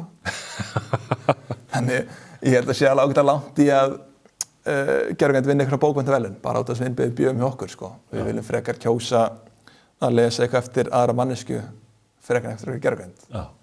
En Spotify í dag bara, ég veit ekki hvað það komið upp í 10-15-20% af tónlistinni bara búin til að gervigreind, sko. Já. Það gerir þrætt. Já. En það engin bak. Út frá öryggismálunum aftur, við horfðum upp á það bara í síðustu viku og vikuna þá undan að það kemur til mjög harkalegra átaka milli fyrirtækis Anthropic og Bandaríkjastjórnar. Pete Hegseth, hermálar á þeirra hnyklaði vöðana alls svakalega. Geturðu útskýrt fyrir okkur hvað átt sér stað þar? Af hverju var það allt brjálað? Já, kannski byrja aðeins bara núllpunktið þar.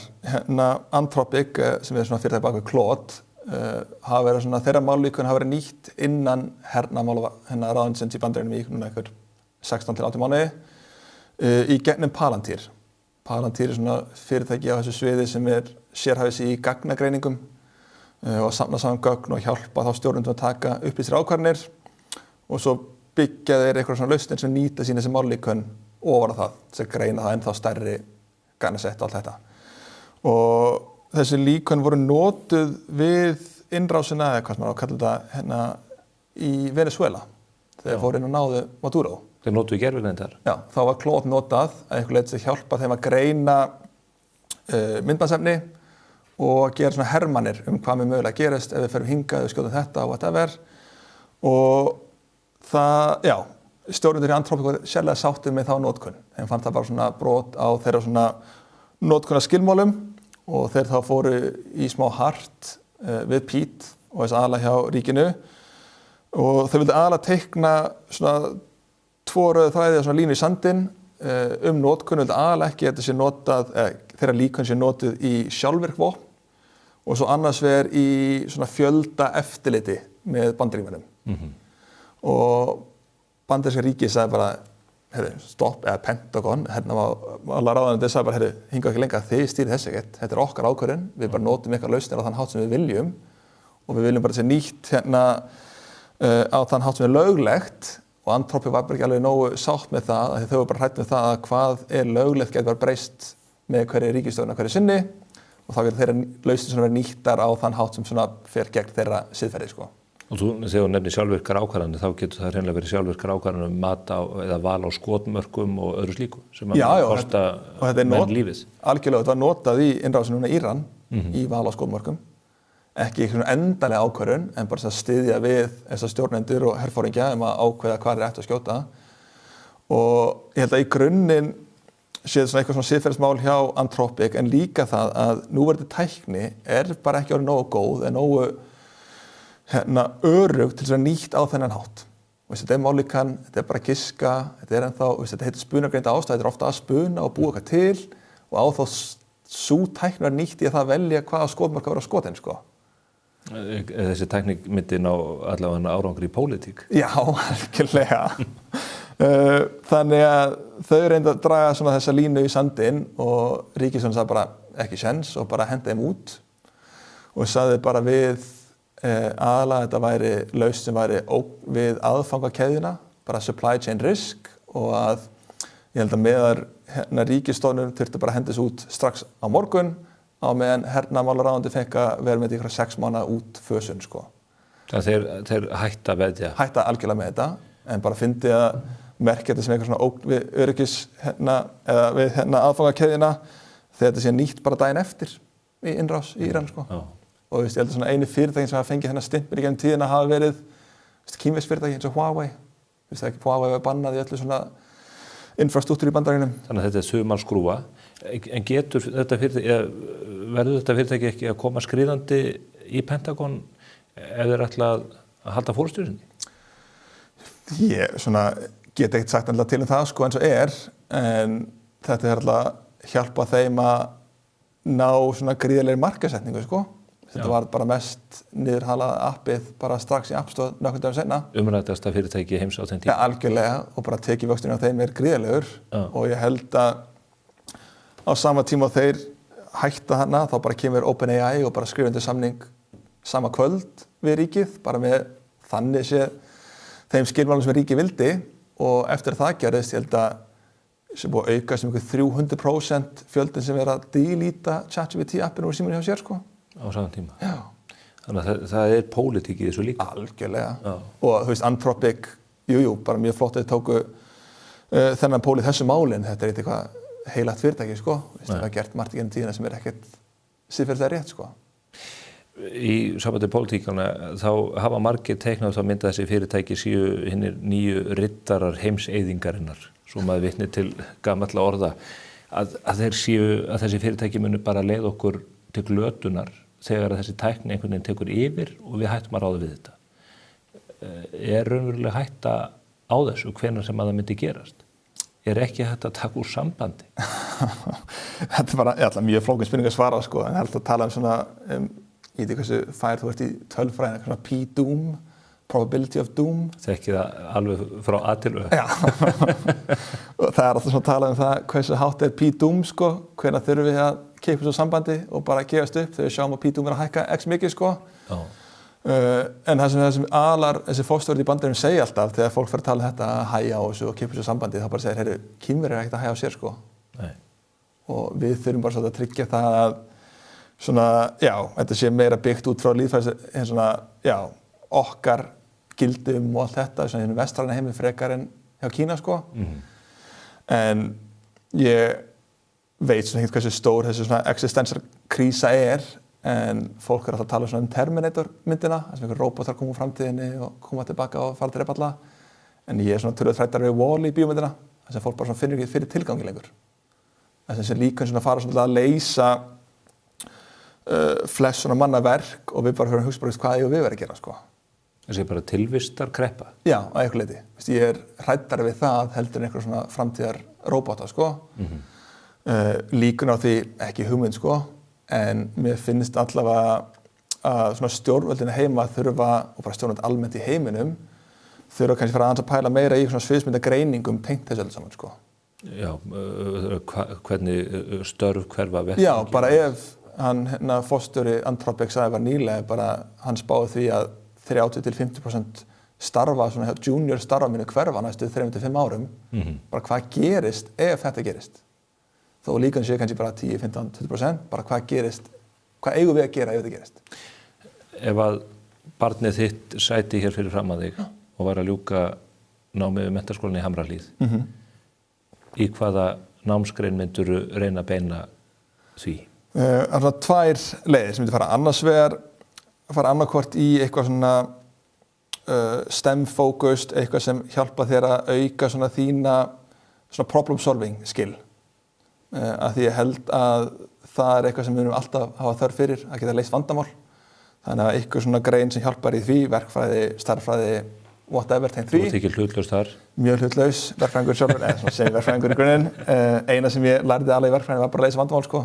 Ég man ekkert úr línunar algebru en ég man allt þetta sko. Eða að fara í eitthvað svona skapandi greinar, hugvísindi.